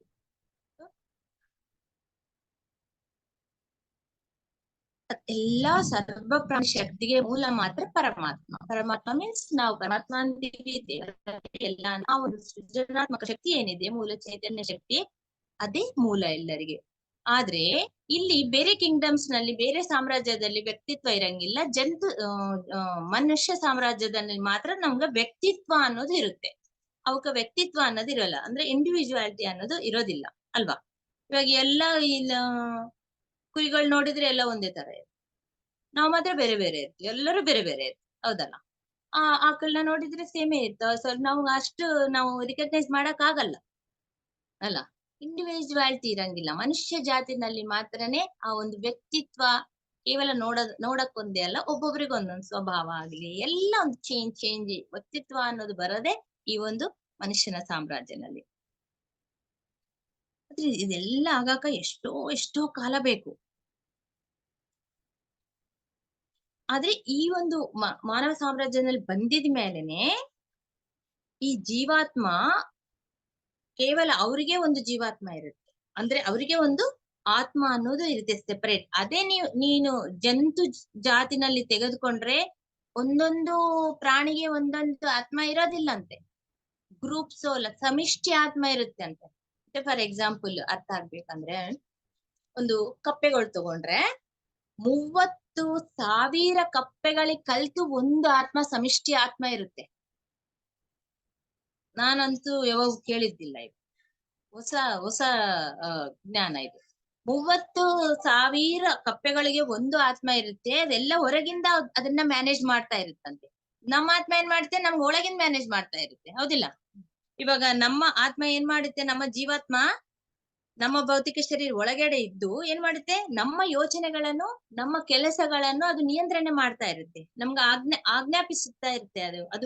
ಅದು ನಮ್ಮನ್ನ ಲೀಡ್ ಮಾಡ್ತಾ ಇರುತ್ತೆ. ಅದೇ ಆ ಜಂತುಗಳಲ್ಲಿ ಏನಾಗುತ್ತೆ, ಆ ಕಪ್ಪೆಗಳಿಗೆ 30,000 ಕಪ್ಪೆಗಳಿಗೆ ಒಂದೇ ಆತ್ಮ ಸಮಿಷ್ಟಿ ಆತ್ಮ ಇರುತ್ತಂತೆ, ಆ ಹೊರಗಿಂದ ಮ್ಯಾನೇಜ್ ಮಾಡ್ತಾ ಇರುತ್ತೆ ಅವನ್ನ. ಆದ್ರೆ ಸ್ವಲ್ಪ ಅದ್ರಲ್ಲಿ 30,000 ಎಗ್ಸ್ ಒಂದು ಮೊಟ್ಟೆಗಳು ಜನ್ಮ ತಗೊಂಡಿದ್ದಾವ ಅನ್ಕೋರಿ. ಅದ್ರಲ್ಲಿ ಸ್ವಲ್ಪ ಇನ್ನ ಕಪ್ಪೆಗಳು ಆಗ್ಲಾರ್ದೆ ಸತ್ತೋಗ್ಬಿಟ್ಟಿರ್ತಾವ. ಅದಕ್ಕೆ ಅನುಭವ ಜ್ಞಾನ ಸಿಗದೆ. ಆ ಸಮಿಷ್ಟಿ ಆತ್ಮಕ್ಕೆ ಏನ್ ಬೇಕು, ಅನುಭವ ಜ್ಞಾನ ಬೇಕು. ಅದಕ್ಕಾಗಿ ಆ ಒಂದಿಷ್ಟು ಎನರ್ಜಿ ಇದೆ ಅಂತ ಅನ್ಕೊಳ್ರಿ. ಸಮಿಷ್ಟಿ ಆತ್ಮ ಅಂದ್ರೆ ಏನಿಲ್ಲ, ಒಂದಿಷ್ಟು ಎನರ್ಜಿ ಇದೆ ಅಂತ ಅನ್ಕೊಳ್ರಿ. ಎಲ್ಲ ಕಪ್ಪೆಗಳು ಸ್ವಲ್ಪ ಎನರ್ಜಿಯನ್ನ, ಆ ಒಂದು ಚೈತನ್ಯವನ್ನ ಅದು ಹಂಚುತ್ತೆ. ಸೊ ಪ್ರತಿಯೊಂದು ಕಪ್ಪೆ ಆ ಅನುಭವವನ್ನು ತಗೊಂಡು ಮತ್ತೆ ಅನುಭವ ಜ್ಞಾನವನ್ನು ಆ ಸಮಿಷ್ಟಿ ಆತ್ಮೆಯಲ್ಲಿ ಸೇರ್ಕೊಳ್ತಾ ಇರುತ್ತೆ. ಫಸ್ಟ್ ಏನಿರುತ್ತೆ, ಪ್ಲೇನ್ ವಾಟರ್ ತರ ಇರುತ್ತೆ ಅದು. ಇವಾಗ ಒಂದು ಕಪ್ಪೆ ಒಂದು ಸ್ವಲ್ಪ ದಿವ್ಸ ಆಗಿತ್ತೆ, ಆಮೇಲೆ ಅದನ್ನ ಯಾರೋ ಹಿಡಿಯಾಕ ಬಂದ್ರು, ಇಲ್ಲಾಂದ್ರೆ ಅದ್ರ ಶತ್ರು ಜಾತಿಯಾದ ಹಾವಿರುತ್ತಲ್ಲ, ಹಾವು ಅದನ್ನ ನುಂಗ್ಬಿಡುತ್ತು ಅಂತ ಅನ್ಕೊಳ್ರಿ. ಆದ್ರೆ ಇದೇನ್ ಮಾಡುತ್ತೆ, ತಪ್ಪಿಸ್ಕೊಂಬಕ ಪ್ರಯತ್ನ ಮಾಡುತ್ತೆ, ಓಡಿ ಹೋಗಕ ಪ್ರಯತ್ನ ಮಾಡುತ್ತೆ, ಎಲ್ಲೋ ಬಚ್ಚಿಟ್ಕೊಳ್ಳಕ ಪ್ರಯತ್ನ ಮಾಡುತ್ತೆ. ಇದೆಲ್ಲ ಏನು, ಎಲ್ಲಾ ಅನುಭವಗಳೇ, ಪ್ರತಿಯೊಂದು ಕಲಿಕೆ ಇದೆಲ್ಲ. ಆ ಅನುಭವ ಎಲ್ಲ ತಗೊಂಡು ಸಮಿಷ್ಟಿ ಆ ಒಂದು ಇದ್ರಲ್ಲಿ ಸೇರ್ಕೊಳ್ತಾ ಹೋಗುತ್ತೆ. ಫಸ್ಟ್ ಪ್ಲೇನ್ ವಾಟರ್ ತರ ಇರುತ್ತೆ, ಒಂದೊಂದು ವಾಟರ್ಗೆ ಒಂದೊಂದು ಕಲರ್ ಸೇರಿದಾಗ, ಒಂದೊಂದು ಕಲರ್ ಹಾಕ್ತಿವಿ ಅನ್ಕೊಳ್ರಿ. ರೆಡ್ ಕಲರ್ ಹಾಕಿದಾಗ ವಾಟರ್ ಸ್ವಲ್ಪ ರೆಡ್ ಆಗುತ್ತೆ, ಗ್ರೀನ್ ಕಲರ್ ಹಾಕಿದ್ರೆ ಗ್ರೀನ್, ಎಲ್ಲಾ ಕಲರ್ಸ್ ಬಂದು ವಾಟರ್, ಅವಾಗ ವಾಟರ್ ಕಲರ್ ಇರುತ್ತಾ, ಬೇರೆ ಕಲರ್ ಆಗ್ಬಿಡ್ತದಲ್ಲ ವಾಟರ್, ನೀರು. ಅದೇ ತರ ಈ ಸಮಿಷ್ಟಿ ಒಂದು ಏನು ಎನರ್ಜಿ ಇರುತ್ತಲ್ಲ, ಶಕ್ತಿಯ ಅದರಲ್ಲಿ ಈ ಅನುಭವ ಜ್ಞಾನ ಸೇರ್ಕೊಳ್ತಾ ಇರುತ್ತೆ. ಅದೇ ಬೇಕು, ಆ ಸಮಿಷ್ಟಿ ಆತ್ಮಕ್ಕೆ ಅದೇ ಬೇಕು. ಅವಾಗ ಅದು ಪರಿಣಿತಿ ಹೊಂದುತ್ತೆ, ಅಂದ್ರೆ ಮೆಚ್ಯೂರ್ ಆಗುತ್ತೆ. ನಾವು ಎಷ್ಟೋ ಇವಾಗ ಕಲಿತೀವಿ, ದಿನಾಲೊಂದು ಕಲಿತೀವಿ, ಇಲ್ಲಾಂದ್ರೆ ಇಷ್ಟು ಒಂದ್ 20 ವರ್ಷ ನಮ್ ಲೈಫ್ ನಲ್ಲಿ ಆಗೋಗ್ಬಿಟ್ಟಿದೆ, ನಾವ್ ಎಷ್ಟೋ ಅನುಭವ ಜ್ಞಾನ ಬಂದ್ಬಿಟ್ಟಿದೆ. ಹೇಳ್ತೀವಲ್ಲ, ದೊಡ್ಡವರಿಗೆ ಸಾಕಷ್ಟು ಅನುಭವ ಜ್ಞಾನ ಇರುತ್ತಪ್ಪ ಅಂತ. ಅವರೆಲ್ಲಾ ನೋಡಿರ್ತಾರೆ, ಅವರು ಹೆಚ್ಚು ಕಡಿಮೆ ಎಲ್ಲಾನು ಅವ್ರ ಜೀವನದಲ್ಲಿ ನಡೆದಿರುತ್ತೆ. ಅವ್ರನ್ನ ಕೇಳೋಣ ಅಂತ ಅವ್ರನ್ನ ಕೇಳ್ತೀವಿ, ಏನೋ ಒಂದ್ರ ಸಲಹೆ ಬೇಕಂದ್ರೆ ಅವ್ರನ್ನ ಕೇಳ್ತೀವ ಇಲ್ಲ, ಏಕೆ, ಅವ್ರಿಗೆ ಅನುಭವ ಜಾಸ್ತಿ. ಏಕೆ, ಏಜ್ ಜಾಸ್ತಿ, ಅವರಿಗೆ ಅಷ್ಟು ಪಾಠಗಳು ಕಲ್ತಿದ್ದಾರೆ, ಮತ್ತೆ ಅಷ್ಟು ದುಃಖಗಳು, ಅಷ್ಟು ನೋವುಗಳು, ಅಷ್ಟು ಖುಷಿ ಸಂತೋಷಗಳು ಎಲ್ಲಾನು ನೋಡಿದಾರ ಅವರು. ಅವ್ರಿಗೆ ಅನುಭವ ಜಾಸ್ತಿ ಅಂತ ಅವ್ರ ಹತ್ರ ನಾವು ಕಲಿಯಕ್ ಹೋಗ್ತೀವಿ, ಕೇಳಕ್ ಹೋಗ್ತೀವಿ. ಸೊ ಪ್ರತಿಯೊಂದು ಆತ್ಮಗೆ ಏನು ಬೇಕು ಅಂದ್ರೆ ಅನುಭವ ಜ್ಞಾನ ಬೇಕು. ಇದು ಮಸ್ಟ್, ಇದು ಕಂಪಲ್ಸರಿ. ಅದು ಯಾವ ಜೀವಿಯನ್ನಾಗ್ಲಿ ಮನುಷ್ಯ ಆಗ್ಲಿ ಏನನ್ನಾಗ್ಲಿ ಅನುಭವ ಸಲುವಾಗೆ ನಾವು ಹುಟ್ಟಿವಿ. ಅದಕ್ಕಾಗಿ ಈಗ ನೋಡ್ರಿ, ಸೇಮ್ ರೊಟೀನ್ ಲೈಫ್ ಇದ್ದಾಗ ಬೋರ್ ಆಗ್ಬಿಡುತ್ತೆ ಮನುಷ್ಯಗೆ. ನಾವು ಹೊಸದ್ ಬೇಕಪ್ಪ, ಸೇಮ್ ಅದೇ ಅದನ್ನ. ಒಂದ್ಸಾರಿ ಟ್ರಿಪ್ಪಿಗೆ ಹೋಗ್ತಿವಿ ಅನ್ಕೊಳ್ರಿ, 2ನೇ ಸಾರಿ ಹೋಗ್ತಿವಿ, 3ನೇ ಸಾರಿ ಬೋರ್ ಆಗ್ಬಿಟ್ಟಿದ್, ಇನ್ನ ಹೊಸದ್ ಹುಡ್ಕೋಣ ಅಂತೀವಾ ಇಲ್ವಾ? ಪಾರ್ಟಿ ಮಾಡ್ಕೊಂತೀವಿ, ಕಿಟಿ ಪಾರ್ಟಿ ಮಾಡ್ಕೊಂತೀವಿ, ಸೇಮಾ ಬರ್ಬೇಕು, ತಿನ್ಬೇಕು, ಆಟ ಆಡ್ಬೇಕು, ಹೋಗ್ಬೇಕು. ಇದೇನಪ್ಪ ಬೋರ್ ಆಯ್ತು, ಹೊಸದ್ ಹುಡ್ಕೋಣ. ಈ ಸಾರಿ ಹೋಟೆಲ್ನಾಗ ಮಾಡೋಣ, ಈ ಸಾರಿ ಅಲ್ಲಿ ಹೊರಗಡೆ ಹೋಗ್ ಮಾಡೋಣ, ಈ ಸಾರಿ ಬೇರೆ ರಿಸಾರ್ಟ್ಗೆ ಹೋಗ್ ಮಾಡೋಣ. ಈ ತರ ಯಾಕೆ ಯೋಚನೆ ಮಾಡ್ತಾರೆ ಮನುಷ್ಯ? ಯಾಕೆ ಯೋಚನೆ ಮಾಡ್ತೀವಿ? ಪ್ರತಿಯೊಂದು ಆತ್ಮಕ್ಕೆ ಹೊಸತನ ಬೇಕು. ಹೊಸತನದಲ್ಲೇ ಏನಿದೆ? ಅನುಭವ ಇದೆ, ಅನುಭವ ಜ್ಞಾನ ಇದೆ, ಡಿಫರೆಂಟ್ ನಾಲೆಡ್ಜ್ ಇದೆ, ಖುಷಿ ಇದೆ ಅಲ್ಲ. ಸೊ ಈ ಮೇನ್ ಕಾನ್ಸೆಪ್ಟ್ ಏನು ಅಂದ್ರೆ ಪ್ರತಿಯೊಂದು ಆತ್ಮಕ್ಕೆ ಬೇಕು ಅನುಭವ ಜ್ಞಾನ. ಸೊ ಆತರ ಒಂದು 30,000 ಕಪ್ಪಗಳಿಂದ ಅನುಭವ ಎಲ್ಲ ತಗೊಳ್ಳುತ್ತೆ. ಅದು ತಗೊಂಡಿದ್ಮೇಲೆ ಏನು ಸ್ವಲ್ಪ ಪರಿಣತಿ ಹೊಂದುತ್ತೆ, ಸ್ವಲ್ಪ ಜ್ಞಾನ ಜಾಸ್ತಿ ಆಗುತ್ತೆ. ನೆಕ್ಸ್ಟ್ ಏನ್ ಮಾಡುತ್ತೆ ಅದು? ಆ ಸಮಿಷ್ಟಿ ಆತ್ಮ ಅಂದ್ರೆ ಸಮಿಷ್ಟಿ ಜ್ಞಾನ ಅನ್ನೋದಿರುತ್ತಲ್ಲ, ಚೈತನ್ಯ. ನೆಕ್ಸ್ಟ್ ಒಂದು 10,000 ಜೀವಿಗಳಲ್ಲಿ ಮಾತ್ರ ಆ ಸಮಿಷ್ಟಿ ಆತ್ಮಗೆ ಹೋಗುತ್ತೆ. ಅಂದ್ರೆ 10,000 ಜೀವಿಗಳ ಅಂತಂದ್ರೆ ಈ ಆ ರ್ಯಾಟ್ ಏನಂತ ಇಲಿಯಾಗಿ ಹುಟ್ಟುತ್ತೆ. ನೆಕ್ಸ್ಟ್ ಅಂದ್ರೆ ಒಂದೊಂದು ಗ್ರೂಪಿಗೆ ಒಂದೊಂದು ಕೌಂಟ್ ಇದೆ. ಕಪ್ಪೆಗಳಾದ್ರೆ 30,000 ಆತರ ಜನ್ಮ ತಾಳುತ್ತಂತೆ. ಅದು ಅಷ್ಟು ಎಕ್ಸ್ಗೆ ಒಂದ್ ಸಮಿಷ್ಟಿ ಆತ್ಮ ಇರುತ್ತೆ. ಅದೇ ಇಲಿಗಳು ಅದಕ್ಕೆ 10,000. ಆತರ 10,000 ಇಲಿಗಳಲ್ಲಿ ಜನ್ಮ ತಾಳುತ್ತೆ. ನೆಕ್ಸ್ಟ್ ಅಪ್ಗ್ರೇಡ್ ಆಗಿದ್ಮೇಲೆ ಅಲ್ಲಿ ಅನುಭವ ತಗೊಳ್ಳುತ್ತೆ. ಅಲ್ಲಿ ಇನ್ನು ಜಾಸ್ತಿ ಇವಾಗ ಏನು ಇಲಿಗಳು ಸ್ವಲ್ಪ ಏನು ಹೊರಗ ನಮ್ಮ ಮನೆ ಪರಿಸರ ವಾತಾವರಣದಲ್ಲಿ ಅಲ್ಲ, ಅವಾಗ ಏನ್ ಕಲಿಯುತ್ತೆ ಅದು? ಅರೆ, ಈ ಮನುಷ್ಯರು ಹಗಲೆಲ್ಲ ಓಡಾಡ್ತಾರೆ, ನಮ್ಮನ್ನ ಹಿಡ್ಕೊಂಬಕ್ಕೆ ಚಾನ್ಸ್ ಇದೆ, ಅದಕ್ಕೆ ನಾವೇನ್ ಮಾಡ್ಬೇಕು? ರಾತ್ರಿ ಹೊತ್ತು ನಾವ್ ಬಂದು ನಮ್ ಕೆಲ್ಸವನ್ನ ಮಾಡ್ಕೋಬೇಕು. ಇವಾಗ ಏನ್ ಬೆಳೀತು? ಬುದ್ಧಿ ಬೆಳೀತು. ಅದಕ್ಕ ಬುದ್ಧಿ ಬೆಳೆಯಿತು. ಏನ್ ಮಾಡ್ಬೇಕು? ಇವ್ರನ್ನ ತಪ್ಪಿಸ್ಕೋಬೇಕಂದ್ರೆ ನಾವ್ ಯಾವ ಟೈಮ್ ನಲ್ಲಿ ಹೊರಗ್ ಬರ್ಬೇಕು? ಆ ಬುದ್ಧಿ ಬಂತವ್ರಿಗೆ. ಆತರ ಇವ್ರನ್ನ ತಪ್ಪಿಸ್ಕೋಬೇಕಂದ್ರೆ ಏನ್ ಮಾಡ್ಬೇಕು? ನಮಗ ಆಹಾರ ಸಿಗ್ಬೇಕಂದ್ರೆ ಏನ್ ಮಾಡ್ಬೇಕು? ಯಾವ ಟೈಮ್ ನಲ್ಲಿ ಹೊರಗ್ ಬರ್ಬೇಕು ನಾವು? ಇದೆಲ್ಲ ಕಲಿಕೆ, ಎಲ್ಲ ಕಲಿತಾ ಇರುತ್ತೆ. ಇಂಥ ವಿಷಯ ಪ್ರತಿಯೊಂದು ಸಣ್ಣ ಸಣ್ಣ ಸಣ್ಣ ವಿಷಯ ಕಲಿತಂತೆ. ಈ ತರ ಕಲ್ತು ಅದು ಇನ್ನ ಅಪ್ಗ್ರೇಡ್ ಆಗ್ತಾ ಹೋಗುತ್ತೆ. ಆದ್ರೆ ಇದು ಸಿರೀಸ್ ಏನು ಅಂತಂದ್ರೆ,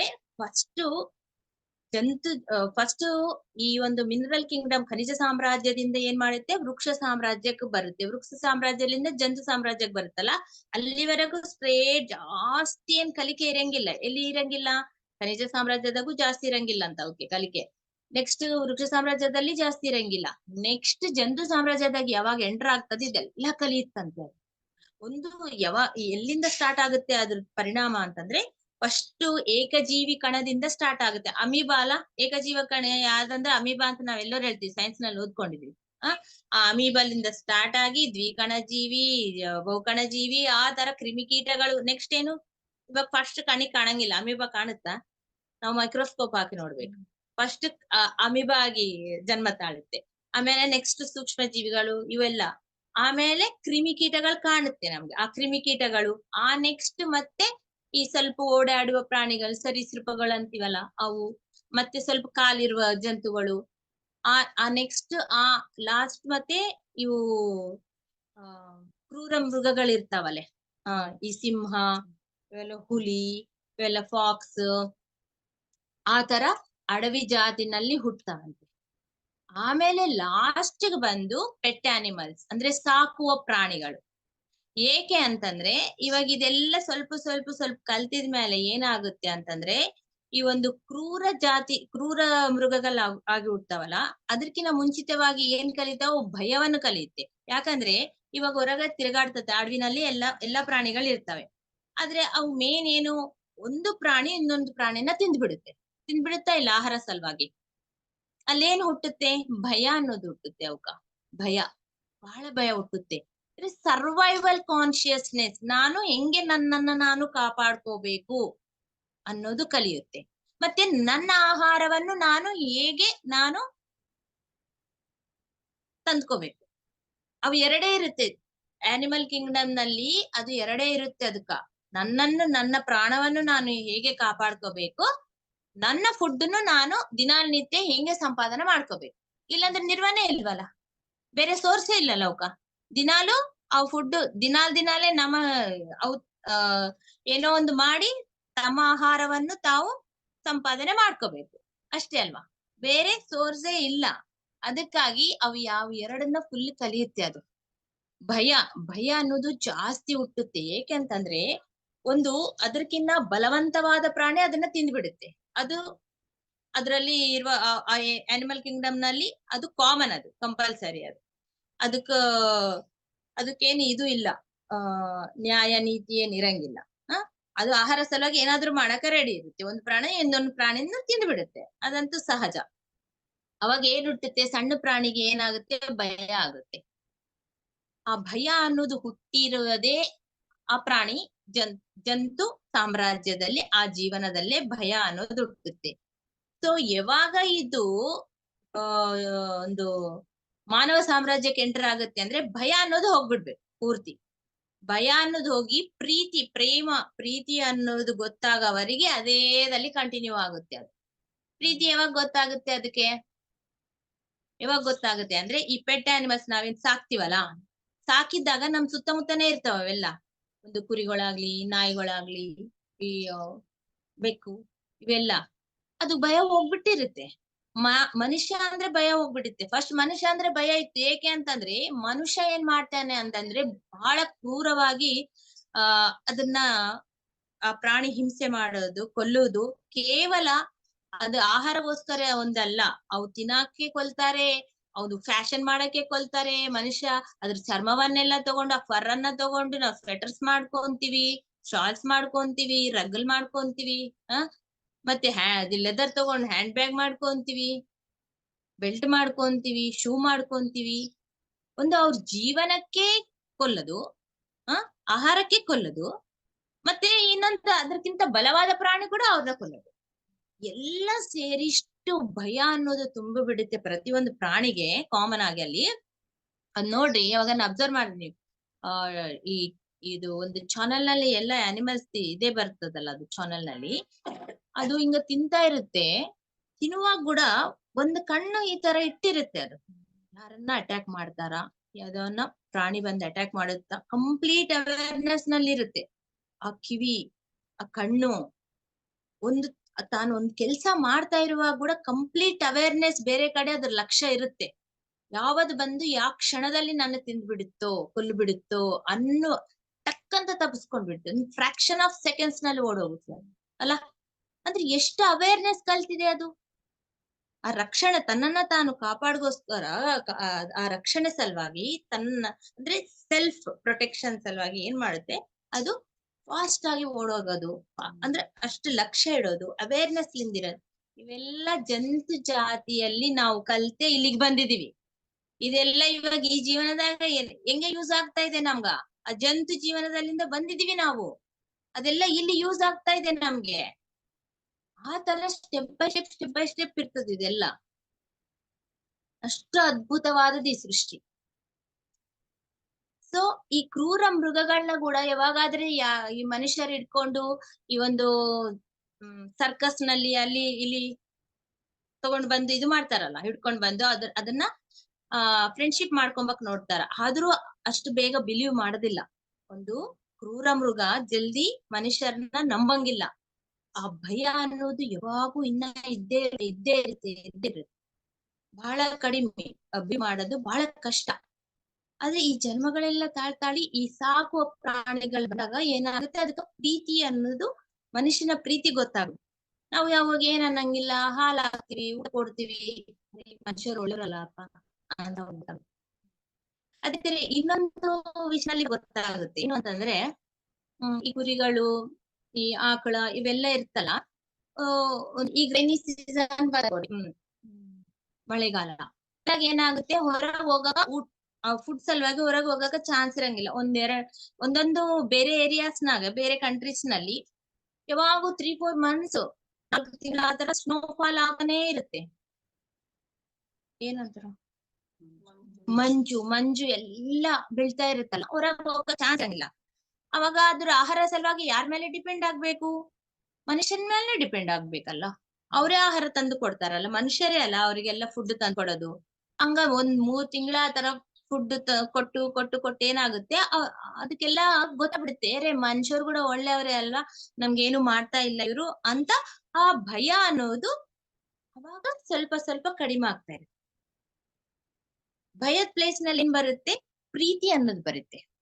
ಭಯದ ಪ್ಲೇಸ್ ನಲ್ಲಿ ಪ್ರೀತಿ ಅನ್ನೋದು ಹುಟ್ಟುತ್ತೆ. ಅವಾಗ ಅಪ್ಗ್ರೇಡ್ ಆದಾಗ ಲೆಕ್ಕ. ಯಾವಾಗ ಕಲಿಕೆ ಎಲ್ಲ ಕಂಪ್ಲೀಟ್ ಆಗುತ್ತೋ, ಈ ಜಂತು ಜೀವದಲ್ಲಿ ಭಯ ಹೋಗಿ ಪ್ರೀತಿ ಅನ್ನೋದು ಬಂದು ಈ ಕಲಿಕೆ ಎಲ್ಲ ಕಂಪ್ಲೀಟ್ ಆದಾಗ ನೆಕ್ಸ್ಟ್ ಅದು ಅವಾಗ ಮಾನವ ಜನ್ಮಕ್ಕೆ ಹೋಗಕ ಸಾಧ್ಯ. ಇಷ್ಟಿರುತ್ತೆ ಇದೆಲ್ಲ. ನೆಕ್ಸ್ಟ್ ಅದು 30,000 ಆಮೇಲೆ 10,000 ಆತ್ಮಗೆ ಬಂತಲ್ಲ. 30,000ಲಿಂದ 10,000, 10ರಿಂದ ಏನಾಗುತ್ತೆ, ಹಂಗ ಡಿಗ್ರೀಸ್ ಆಗಿ ಎರಡೆರಡು ಆನಿಮಲ್ಸ್ ಒಂದು ಸೋಲ್ ಆಗುತ್ತೆ. ಅಂದ್ರೆ 2 ನಾಯಿ ಆಗುತ್ತೆ. ಆಮೇಲೆ ಅದೇ 10,000 ಕಾನ್ಶಿಯಸ್ನೆಸ್, ಆ ಚೈತನ್ಯ ಅನ್ನೋದು 2 ನಾಯಿಗಳು, ಆಮೇಲೆ 2 ಬೆಕ್ಕುಗಳು, 2 ಕುದುರೆಗಳು, ಆ ತರ ಹುಟ್ಟುತ್ತೆ. ಆಮೇಲೆ ಆ ಅದ್ರಲ್ಲಿ ಏನಾಗುತ್ತೆ ಅಂತಂದ್ರೆ 2 ಕಲಿಬೇಕು ಅನ್ನೋದು, 2 ಕಲಿಬೇಕು.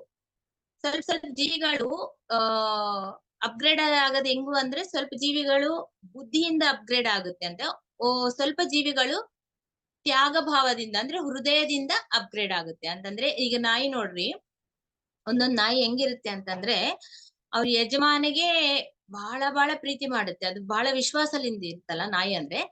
ಆ ಬಹಳ ವಿಶ್ವಾಸದಿಂದ ಇದ್ದಾಗ ಏನ್ ಮಾಡುತ್ತೆ, ಒಂದು ಸಂಘಟನೆ ನಡೆದಿದ್ರೆ ತನ್ನನ್ನ ತಾನು ಪ್ರೊಟೆಕ್ಟ್ ಮಾಡ್ಕೊಳ್ಳೋದು ಬಿಟ್ಟು ಆ ಯಜಮಾನ ಸಲುವಾಗ ತನ್ನ ಪ್ರಾಣ ಕೂಡ ತ್ಯಾಗ ಮಾಡುತ್ತೆ. ಎಷ್ಟೋ ಕೇಸಸ್ ನಾವು ನೋಡಿರ್ತೀವಿ. ಆಕ್ಚುಲಿ ಅದ್ರ ಧರ್ಮ ಏನು? ತನ್ನನ್ನ ತಾನು ಪ್ರೊಟೆಕ್ಟ್ ಮಾಡ್ಬೇಕು. ಆತ್ಮ ಸಂರಕ್ಷಣೆ ಅನ್ನೋದು ಜಂತು ಜಾತಿನಲ್ಲಿ ಮೊದಲನೇ ಧರ್ಮ ಏನು ಅಂದ್ರೆ ಆತ್ಮ ಸಂರಕ್ಷಣೆ. ಅದನ್ನ ಬಿಟ್ಟು ತನಗ ಹಾನಿ ಆದ್ರೂ ಪರವಾಗಿಲ್ಲ, ತನ್ನ ಪ್ರಾಣ ಹೋದ್ರೆ ಪರವಾಗಿಲ್ಲ ಅಂತ ಅನ್ಕೊಂಡು ಅದೇನ್ ಮಾಡುತ್ತೆ, ಯಜಮಾನನ್ನ ರಕ್ಷಿಸ್ಕೋಸ್ಕರ ತನ್ನ ಪ್ರಾಣವನ್ನು ತ್ಯಾಗ ಮಾಡ್ಬಿಟ್ಟು. ಸೊ ಅಂತ ತ್ಯಾಗ ಬುದ್ಧಿ ಯಾವಾಗಾದ್ರೂ ಅದು ಕಲಿಯುತ್ತೋ ಅಂದ್ರೆ ಅದು ಅಪ್ಗ್ರೇಡ್ ಆಗಿದಂಗ ಲೆಕ್ಕ. ನೆಕ್ಸ್ಟ್ ಅದಕ್ಕೆ ಇರೋದು ಮಾನವ ಜನ್ಮ. ಡೈರೆಕ್ಟ್ ಮಾನವ ಜನ್ಮದಲ್ಲಿ ಹೋಗ್ಬಿಡ್ತದೆ. ಇನ್ನೊಂದು, ನಮ್ ಪ್ರೀತಿ ಯಾವಾಗ ನಾವು ಪ್ರೀತಿ ಮಾಡ್ತೀವೋ, ಈಗ ಒಂದು ಯಜಮಾನ ಇದ್ದಾನ ಅನ್ಕೋರಿ, ಅವ್ರು ಪ್ರೀತಿ ಮಾಡಂಗಿಲ್ಲ ಅಂದ್ರೆ ಅವ್ರು ಬಹಳ ಸ್ಟ್ರಾಂಗ್ ಆಗಿ ಅಂದ್ರೆ ಬಹಳ ಕರ್ಕಶವಾಗಿರ್ತಾನ ಅನ್ಕೋರಿ ಒಂದು ಯಜಮಾನ. ಆ ನಾಯಿಯ ಯಜಮಾನ ಆಗ್ಲಿ, ಕುದುರೆ ಯಜಮಾನ ಆಗ್ಲಿ, ಕರ್ಕಶವಾಗಿದ್ದು ಅದನ್ನ ಹಿಂಸೆ ಮಾಡ್ತಿರ್ತಾನ, ತನ್ನ ಕೆಲ್ಸವನ್ನ ಮಾಡಿಸ್ಕೊಂತಾನ, ಆದ್ರೆ ಪ್ರೀತಿ ಕೊಡಂಗಿಲ್ಲ, ಬಹಳ ಕಠಿಣವಾಗಿ ಬಿಹೇವ್ ಮಾಡಿದ್ದಾಗ ಹೊಡಿಯೋದು, ಹಿಂಸೆ ಮಾಡೋದು ಮಾಡಿದ್ದಾಗ ಮತ್ತೆ ಭಯ ಅನ್ನೋದು ಸ್ಟಾರ್ಟ್ ಆಗುತ್ತೆ. ಅದಕ್ಕೆ ಪೆಟ್ ಆನಿಮಲ್ಸ್ ಆಗಿ ಹುಟ್ಟಿದ್ರು ಕೂಡ, ಅಂದ್ರೆ ಸಾಕು ಪ್ರಾಣಿಗಳ ಜನ್ಮ ತಾಳಿದ ಮೇಲೆ ನೆಕ್ಸ್ಟ್ ಏನಾಗ್ಬೇಕು, ಆಕ್ಚುಲಿ ಅಪ್ಗ್ರೇಡ್ ಆಗ್ಬೇಕು. ಬಟ್ ಅದೇನಾಗುತ್ತೆ, ರಿವರ್ಸ್ ಹೋಗ್ಬೇಕು. ಮತ್ತೆ ಭಯ ಸ್ಟಾರ್ಟ್ ಆಯ್ತಲ್ಲ ಅದಕ್ಕೆ. ಮಾನವ ಅಂದ್ರೆ ಭಯ ಸ್ಟಾರ್ಟ್ ಆಯ್ತು. ಅದಕ್ಕೆ ಅದ್ರ ಪುರೋಗಮನ ಏನಾಗುತ್ತೆ, ತಿರೋಗಮನ ಆಗ್ಬಿಡುತ್ತೆ. ಒಂದು 20,000 ವರ್ಷಗಳ ಹಿಂದೆ ಹೋಗ್ಬಿಡುತ್ತೆ ಅದು. ಅದಕ್ಕಾಗಿ ಹಿಂದೂ ಗುರುಗಳು ಇವ್ರು ಏನ್ ಹೇಳ್ತಾ ಇದ್ದು, ಎಲ್ಲ ನಾನ್ ಹೇಳೋದಲ್ಲ, ಹಿಂದೂ ಗುರುಗಳು ಹೇಳ್ತಾ ಇದ್ದಾರೆ. ಅವ್ರು ಏನ್ ಹೇಳ್ತಾರೆ ಗೊತ್ತಾ, ಒಂದೇ ಒಂದು ನೆನ್ಪಿಟ್ಕೊಳ್ರಿ, ದಯಮಾಡಿ ನೆನ್ಪಿಟ್ಕೊಳ್ರಿ, ಮಾನವ ಜಾತಿಯಾಗಿ ಹುಟ್ಟಿದ ಮೇಲೆ ನಿಮ್ಮ ಸೋದರರು ಅವರೆಲ್ಲ, ನೀವು ಕೂಡ ಅಲ್ಲಿಂದಾನೇ ಅಪ್ಗ್ರೇಡ್ ಆಗಿ ಬಂದಿದ್ದೀರಾ. ನೀವು ಅವ್ರ ಮೇಲೆ ದಯಾ ತೋರಿಸ್ರಿ, ಪ್ರೀತಿ ತೋರಿಸ್ರಿ, ಕರುಣೆ ತೋರಿಸ್ರಿ. ಯಾಕಂದ್ರೆ ಅದು ನೆಕ್ಸ್ಟ್ ಅದು ಮಾನವ ಜನ್ಮಕ್ಕೆ ಹೋಗಕ ಸಾಧ್ಯ ಆಗುತ್ತೆ. ಅಷ್ಟೇ ಆಗ್ಲಿ, ನಿಮ್ಮಗೋಸ್ಕರ, ನಿಮ್ಮ ಒಂದು ಆಹಾರಗೋಸ್ಕರ, ನಿಮ್ಮ ಒಂದು ಶೋಕಿನಗೋಸ್ಕರ ಅದನ್ನ ಹಿಂಸೆ ಮಾಡ್ಬ್ಯಾಡ್ರಿ ದಯವಿಟ್ಟು. ಅದಕ್ಕೆ ಪ್ರೀತಿ ಕೊಡ್ರಿ, ಇದೊಂದೇ ನಾನು ಕೇಳ್ಕೊಂತಾ ಇದ್ದೀನಿ ಅಂತ.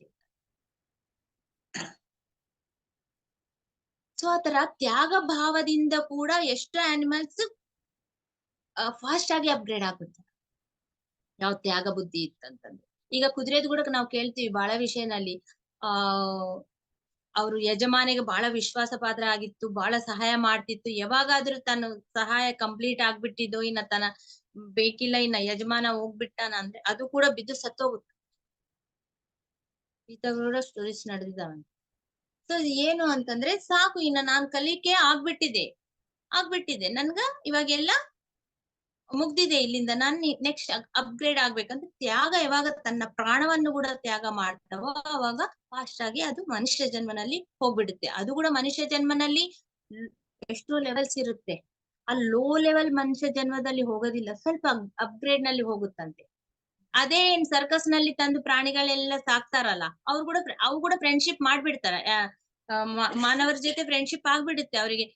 ಆನೆ ಇರುತ್ತೆ, ಕೋತಿಗಳಿರುತ್ತೆ, ಎಲ್ಲ ಇರುತ್ತಲ್ಲ, ಕ್ರೂರ ಮೃಗಗಳು ಇರುತ್ತೆ, ಅವು ಕೂಡ ಸ್ವಲ್ಪ ಫ್ರೆಂಡ್ಶಿಪ್ ಆಗ್ಬಿಡುತ್ತೆ.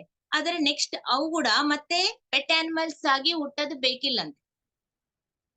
ಡೈರೆಕ್ಟ್ ಮತ್ತೆ ಮಾನವ ಜನ್ಮಕ್ ಬರ್ಬೋದು, ಅವು ಕೂಡ ಆ ಆಪ್ಷನ್ ಇರುತ್ತೆ. ಆದ್ರೆ ಅಲ್ಲಿ ಪೂರ್ತಿ ಲೋವರ್ ಲಿಂದ ಸ್ಟಾರ್ಟ್ ಆಗುತ್ತೆ ಅದ್ರ ಜನ್ಮ. ಲೋ ಮಾನವ, ಫುಲ್ ಕೆಳಗಿನ ಸ್ಥಾಯಿ ಮಾನವಲಿಂದ ಸ್ಟಾರ್ಟ್ ಆಗುತ್ತೆ ಅದ್ರ ಜನ್ಮ ಅನ್ನೋದು. ಆ ತರ ಬಂದಾಗ ಅದೇ ತ್ಯಾಗ ಮಾಡಿ ಯಾವ ಜೀವಿಗಳಾದ್ರೆ ಮನುಷ್ಯನ ಸಲುವಾಗಿ ತ್ಯಾಗ ಮಾಡ್ತಾರ, ಅವು ಸ್ವಲ್ಪ ಇನ್ನ ಉನ್ನತಿಯಾಗಿ ಮಾನವ ಜನ್ಮನಲ್ಲಿ ಸೆಕೆಂಡ್ ಸ್ಟೆಪ್ ನಲ್ಲಿ ಅವು ಡೈರೆಕ್ಟ್ ಹುಟ್ಬಿಡ್ತಾರಂತೆ ಮಾನವನಾಗಿ. ಅದಕ್ಕಾಗಿ ಸ್ಟಾರ್ಟಿಂಗ್ ಮಾನವ ಜಾತಿನಲ್ಲಿ ಬಂದಿದ್ಮೇಲೆ ಏನಾಗುತ್ತೆ, ಫುಲ್ ಸ್ಟಾರ್ಟಿಂಗ್ ಲೋ ಲೆವೆಲ್ ಮಾನವನಾಗಿ ಹುಟ್ಟಿದ್ದಾಗ ಸ್ಟಾರ್ಟಿಂಗ್ ಜನ್ಮಗಳಲ್ಲಿ ಇನ್ನು ಅದೇ ಆನಿಮಲ್ಸ್ ಬುದ್ಧಿ ಸ್ವಲ್ಪ ಕಂಟಿನ್ಯೂ ಆಗುತ್ತೆ. ಆದ್ರೆ ಮನುಷ್ಯನ ಧರ್ಮಗಳು ಇನ್ನ ಗೊತ್ತಿರಂಗಿಲ್ಲ. ಆದ್ರೆ ಆನಿಮಲ್ಸ್, ಜಂತುಗಳ ಧರ್ಮಗಳು ಮಾತ್ರ ಚೆನ್ನಾಗಿ ಇನ್ನ ನೆನ್ಪಿರ್ತಾವ ಅವರಿಗೆ. ಅಂದ್ರೆ ಜಂತುಗಳ ಧರ್ಮ ಏನು, ಬಲವಾದವನೇ ಅಲ್ಲಿ ಜೀವಿಸಕ್ಕೆ ಅರ್ಹನೋ ಅಂತ ಒಂದು ರೂಲು. ಯಾರು ಬಲವಾಗಿರ್ತಾರೋ, ಬಲ ಪ್ರಯೋಗ ಮಾಡಿದ್ರೇನೆ ಅವ್ರು ಜೀವನ ಮಾಡಕ ಸಾಧ್ಯ. ಇವಾಗ ಅಡವಿನಲ್ಲಿ ಬಲಪ್ರಯೋಗ ಯಾರು ಸ್ಟ್ರಾಂಗ್ ಇರ್ತಾರೋ ಆನಿಮಲ್, ಅದೇ ಸರ್ವೈವ್ ಆಗ್ತದೆ. ಇಲ್ಲಂದ್ರೆ ಬೇರೆದು ಹೋಗ್ಬಿಟ್ಟಿರ್ತದ, ಅದನ್ನ ಕೊಲ್ಬಿಡ್ತಾರ, ಇಲ್ಲಾಂದ್ರೆ ಇನ್ನೊಂದ್ ಪ್ರಾಣಿ ತಿಂದ್ಬಿಡ್ತದ. ಅದೇ ರೂಲ್ ಇಲ್ಲಿ ಅಪ್ಲೈ ಮಾಡ್ತಿರ್ತಾರ. ನನ್ಗೆ ಬಲ ಇದೆ, ಆ ಬಲ ಪ್ರಯೋಗ ಮಾಡಿ ಇನ್ನೊಬ್ಬದ್ದ ಕಸ್ಕೊಂಡ್ಬಿಡ. ಅವ್ರ ಬಳಿ ದುಡ್ಡು ಇದೆಯಲ್ಲ, ಆ ದುಡ್ಡನ್ನ ನಾನು ಸಂಪಾದನೆ ಮಾಡಂಗಿಲ್ಲ, ಡೈರೆಕ್ಟ್ ಆಕ್ಯುಪೈ.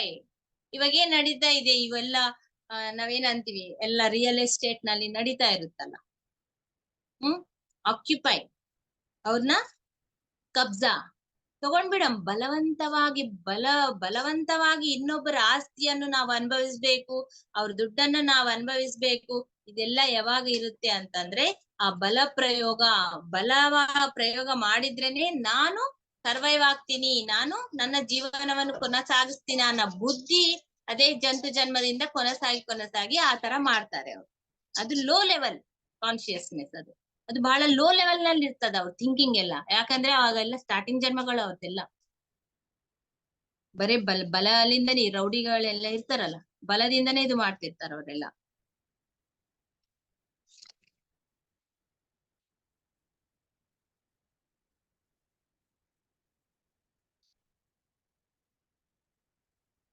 ನೆಕ್ಸ್ಟ್ ಏನು ಅಂತಂದ್ರೆ, ಆದ್ರೆ ಇಲ್ಲಿ ಮಾನವ ಜನ್ಮದಲ್ಲಿ ಏನ್ ಮಾಡ್ಬೇಕು, ಕಷ್ಟಪಟ್ರೇನೆ ನಾವು ಸರ್ವೈವ್ ಆಗ್ತೀವಿ. ಅಂದ್ರೆ ಕೆಲಸ ಮಾಡ್ಬೇಕು, ಅದು ನಮ್ಗೆ ಗೊತ್ತಾಗ್ಬೇಕು. ಆಕ್ಚುಲಿ ಮನುಷ್ಯ ಜನ್ಮ ಅಂದ್ರೆ ಏನು, ನಮ್ಗೆ ಸ್ವಲ್ಪ ಗುಣಗಳಿರ್ತಾವ, ನಮ್ಮ ಆತ್ಮನಲ್ಲಿ ಸ್ವಲ್ಪ ಗುಣಗಳಿರ್ತಾವೆ. ಏನು, ಪ್ರೀತಿ, ಕರುಣ, ಇವೆಲ್ಲ ಇರ್ತಾವ. ಅದನ್ನ ನಾವು ಇನ್ನು ಅವೇಕನ್ ಆಗೋದಿಲ್ಲ. ಸ್ಟಾರ್ಟಿಂಗ್ ಜನ್ಮಗಳಲ್ಲಿ ಏನಾಗುತ್ತೆ, ಅದೆಲ್ಲ ನಮ್ಗೆ ಅವೇಕನ್ ಆಗೋದಿಲ್ಲ ಇನ್ನು. ಅಂದ್ರೆ ಅಂತರ್ವಾಣಿ ಅನ್ನೋದು ಇನ್ನ ಕೆಲಸ ಮಾಡಿರಂಗಿಲ್ಲ. 100-200 ಜನ್ಮಗಳು ಇದೇ ತರ ಹೋಗ್ಬಿಟ್ಟಿರ್ತಾವಂತೆ. 100-200 ಜನ್ಮಗಳು ಇದೇ ತರ ನಾವು ಇಂಥ ಕೆಲ್ಸಗಳು ಮಾಡೇ ನಾವು ಸರ್ವೈವ್ ಆಗ್ತೀವಿ. ಆಮೇಲೆ ಮೆಲ್ಲಿಕ ಈ ಅಂತರ್ವಾಣಿ ಅನ್ನೋದು ಮೆಲ್ಲಿಕ್ ನಿಧಾನವಾಗಿ ಸ್ಟಾರ್ಟ್ ಆಗುತ್ತೆ ನಮ್ಗೆ. ಅಂತರ್ವಾಣಿ ಮಾತಾಡುದು ಅಂದ್ರೆ ನಮ್ಮ ಅಂತರಲ್ಲಿ ಏನ್ ಚೈತನ್ಯ ಇದೆ, ಶಕ್ತಿ ಇದೆಯಲ್ಲ, ಅದು ನಮ್ಗೆ ಹೇಳದ್ ಸ್ಟಾರ್ಟ್ ಮಾಡುತ್ತೆ. ಇದು ರಾಂಗ್, ಇದು ರೈಟ್, ಅದು ಕೂಡ ನಮ್ಗೆ ಕೇಳಿಸ್ಕೊಂಬಕ ಬುದ್ಧಿ ಇರಂಗಿಲ್ಲ. ಅದು ಹೇಳ್ತಾ ಇರುತ್ತೆ, ಇದು ತಪ್ಪು, ಇದು ರೈಟು, ಹಿಂಗ್ ಮಾಡ್ಬಾರ್ದು, ಅದು ಕೂಡ ಕೇಳಿಸ್ಕೊಂಬಂಗಿಲ್ಲ. ಸಿಂಪಲ್ ಎಕ್ಸಾಂಪಲ್, ಎಲ್ಲ ನಾವು ಶಾಪಿಗೆ ಹೋಗ್ತೀವಿ ಅನ್ಕೋರಿ.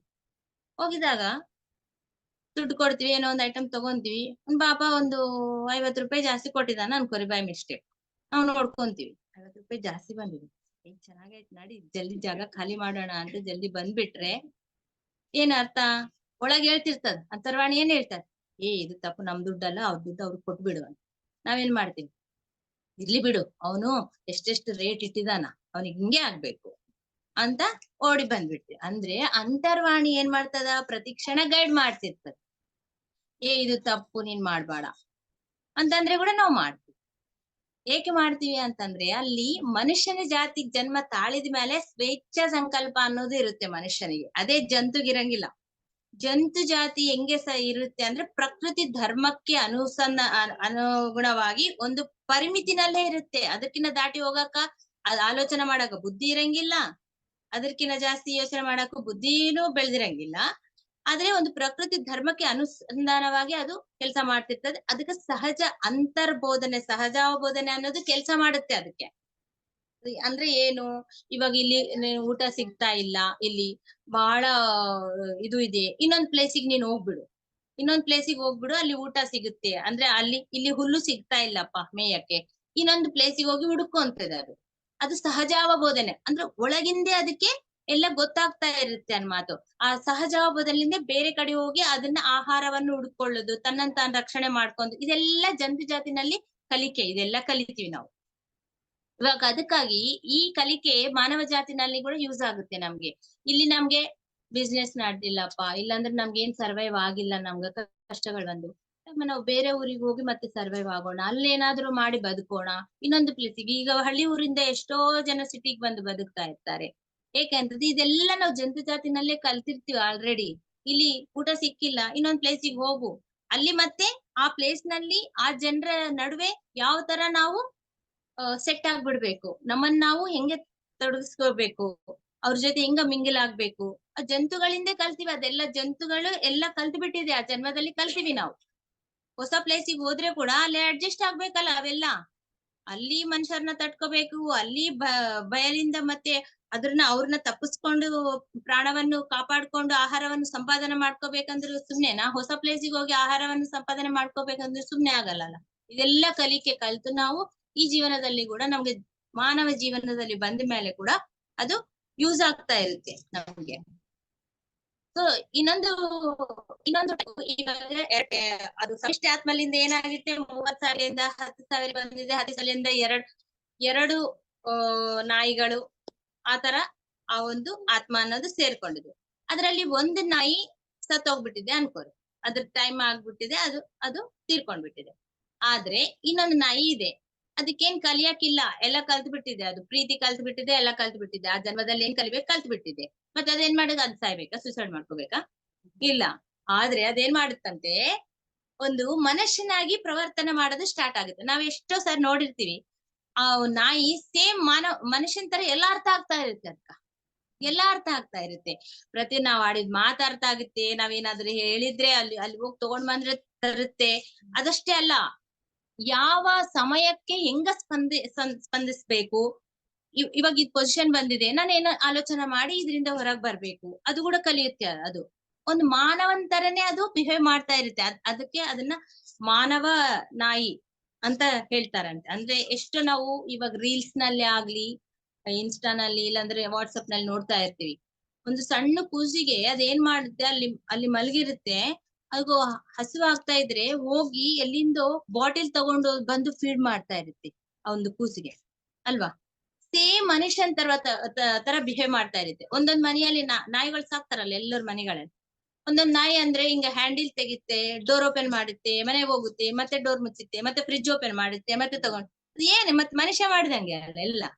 ಇಲ್ಲಾಂದ್ರೆ ಶೋಸ್ ನಲ್ಲಿ ತೋರಿಸ್ತಾರೆ ನೋಡಿ, ಸ್ಟಂಟ್ಸ್ ಮಾಡುತ್ತೆ ಇಬ್ಬರು. ಒಂದು ಲೇಡಿ ಮೊನ್ನೆ ನೋಡಿ, ಒಂದು ಲೇಡಿ ಬೇರೆ ಕಂಟ್ರಿ ಲೇಡಿ, ಒಂದು ನಾಯಿ, ಇಬ್ರು ಕಲ್ತು ಡ್ಯಾನ್ಸ್ ಮಾಡ್ತಾರೆ. ಏನ್ ಸ್ಟೆಪ್ಸ್ ಹಾಕಿದ್ರೆ ಅದೇ ಸ್ಟೆಪ್ಸ್, ಸೇಮ್ ಮನುಷ್ಯ ಅಂತಾರೆ ಮಾಡ್ತಾ ಇದ್ರು.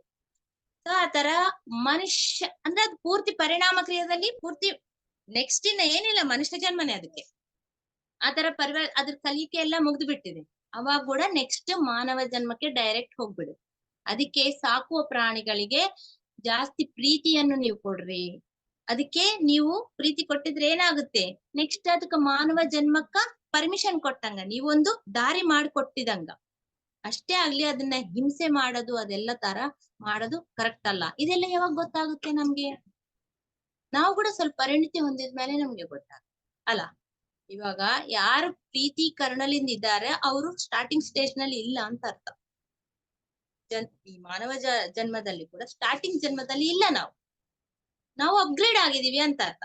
ಇದೆಲ್ಲ ಎದಿಕ್ ತಿಳ್ಕೊಬೇಕು, ನಾವ್ ಎಲ್ಲಿದೀವೋ ಗೊತ್ತಾಗ್ತದೆ, ನೆಕ್ಸ್ಟ್ ಎಲ್ಲಿಗೆ ಹೋಗ್ಬೇಕು ಗೊತ್ತಾಗುತ್ತೆ, ನಾವ್ ಏನ್ ಮಾಡಿದ್ರೆ ಇನ್ನು ಸ್ವಲ್ಪ ಮುಂದಕ್ಕೆ ಹೋಗ್ತೀವಿ ಅನ್ನೋದು ಗೊತ್ತಾಗುತ್ತೆ. ಅದಕ್ಕಾಗಿ ತಿಳ್ಕೊ. ಏನಪ್ಪ ಬರೇ ಜಂತು ಜಂತು ಜಂತು ಜನ್ಮ, ಜಾತಿ, ಆ ಪ್ರಾಣ, ನಾವೇನ್ ಮಾಡೋಣ ಅದೆಲ್ಲ ತಗೊಂಡು. ಬೇಕು, ಪ್ರತಿಯೊಂದು ಬೇಕು ನಮ್ಗೆ. ಇಲ್ಲಿ ಬಂದಿದೀವಿ ಅಂದ್ರೆ ತಿಳ್ಕೊಬೇಕು. ಹೇಗ್ ತಿಳ್ಕೊಬೇಕು? ಅದೇ ನನ್ನ ಬೇರೆಯವ್ರದ, ನಮ್ ಸುದ್ದಿ ಇದೆಲ್ಲ, ನಮ್ ಸ್ವಂತ ಸುದ್ದಿ ಇದೆಲ್ಲ. ಇಲ್ಲಿಗ್ ಬಂದು ಇಷ್ಟವರೆಗೆ ನಾವು ಬಂದಿವಿ ಅಂದ್ರೆ ಎಷ್ಟು ಲಕ್ಷಗಳ ಜನ್ಮಗಳ ತಾಳ್ ಬಂದಿವಿ ನಾವು.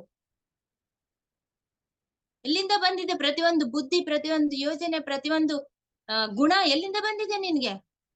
ಇದೆಲ್ಲ ಅನುಭವ ಜ್ಞಾನದಿಂದ ಬಂದಿದೆ ನಮ್ಗೆ. ಅದೆಲ್ಲ ತಿಳ್ಕೊಬೇಕು. ನಮ್ಮ ಬಗ್ಗೆ ನಾವು ತಿಳ್ಕೊಲೇಬೇಕು. ಈ ಭೂಮಿ ಮೇಲೆ ಹುಟ್ಟಿದ ಮೇಲೆ ತಿಳ್ಕೊಲಾರ್ದ ಹೋದ್ರೆ ವೇಸ್ಟ್ ಅಲ್ಲ. ಯಾವ್ದ್ರ ಬಗ್ಗೆನೋ ಏನ್ ತಿಳ್ಕೊಂತೀವಿ, ಫಸ್ಟ್ ನಿನ್ ಬಗ್ಗೆ ನೀನ್ ತಿಳ್ಕೊ, ಹೌದಿಲ್ಲ? ಅಂತರಿಕ್ಷ ಬಗ್ಗೆ ತಿಳ್ಕೊಂತೀವಿ, ಬೇರೆ ಕಂಟ್ರಿ ಬಗ್ಗೆ ತಿಳ್ಕೊಂತೀವಿ, ಇನ್ನೊಂದ್ರ ಬಗ್ಗೆ ತಿಳ್ಕೊಂತೀವಿ. ಎಷ್ಟೋ ಕಂಡಿಡ್ದಾನ್ ಮನುಷ್ಯ, ಆದ್ರೆ ಪ್ರಾಣ ಕಂಡಿಡ್ದನ? ಇಲ್ಲಲ್ಲ. ಸಿಂಥೆಟಿಕ್ ವಸ್ತುಗಳು ಎಷ್ಟೋ ಕಂಡಿಡ್ದಾನ್ ಮನುಷ್ಯ, ಪ್ರಾಣ ಕಂಡಿಡ್ದಿಲ್ಲ. ಅಷ್ಟು ಈಸಿ ಅಲ್ಲ ಇದು ತಿಳ್ಕೊಂಬೋದು. ಇದೆಲ್ಲ ನಾವು ತಿಳ್ಕೊಳ್ಳೇಬೇಕು.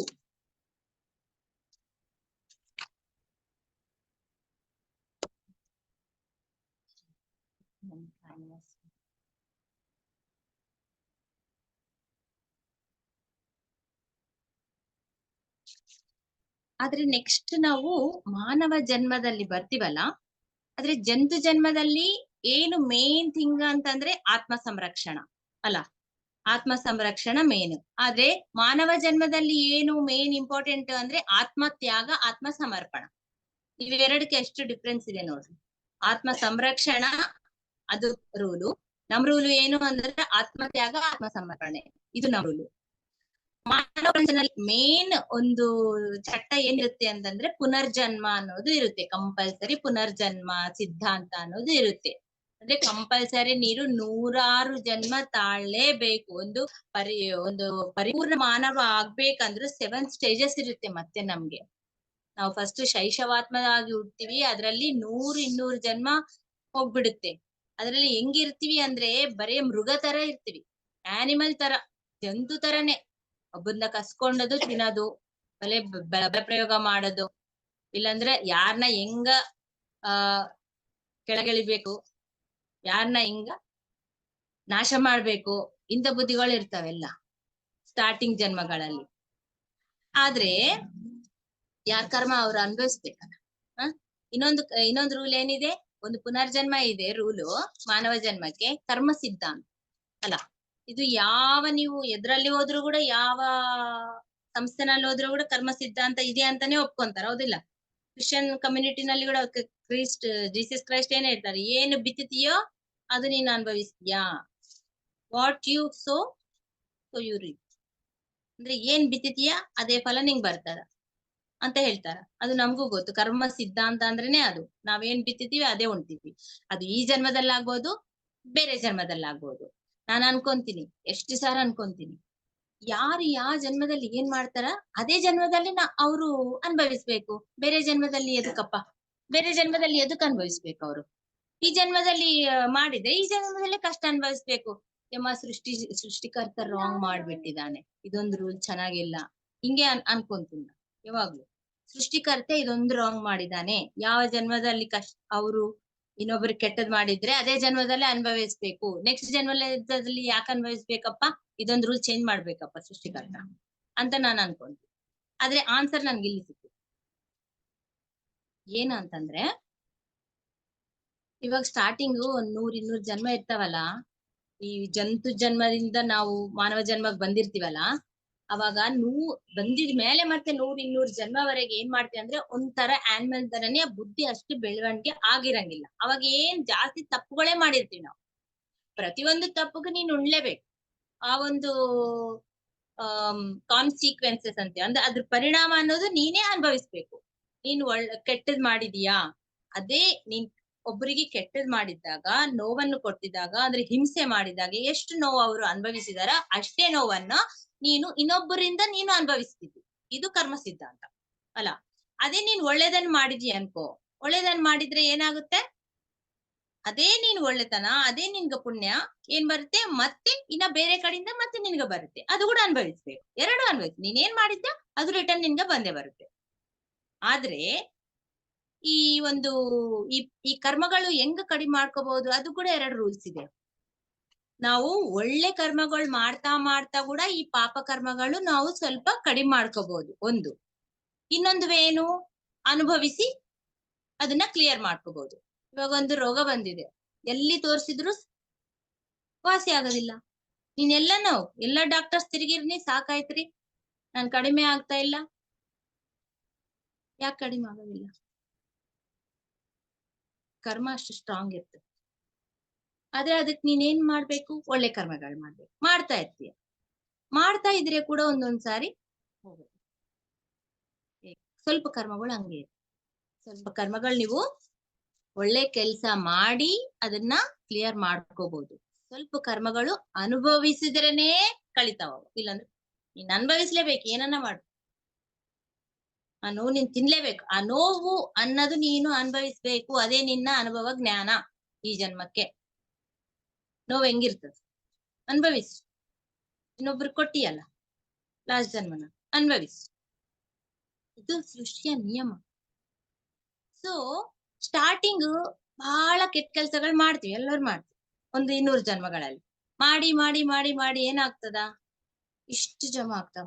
ಅದೆಲ್ಲ ಒಂದೇ ಜೀವನದಾಗ ಅನುಭವಿಸ್ಬೇಕಂದ್ರೆ ರೂಲ್ ಪ್ರಕಾರ ಏನು, ಆ ಜನ್ಮದಾಗ ಅನುಭವಿಸ್ಬೇಕು ಅಂತ ನಮ್ ಥಾಟ್ ಇರುತ್ತೆ.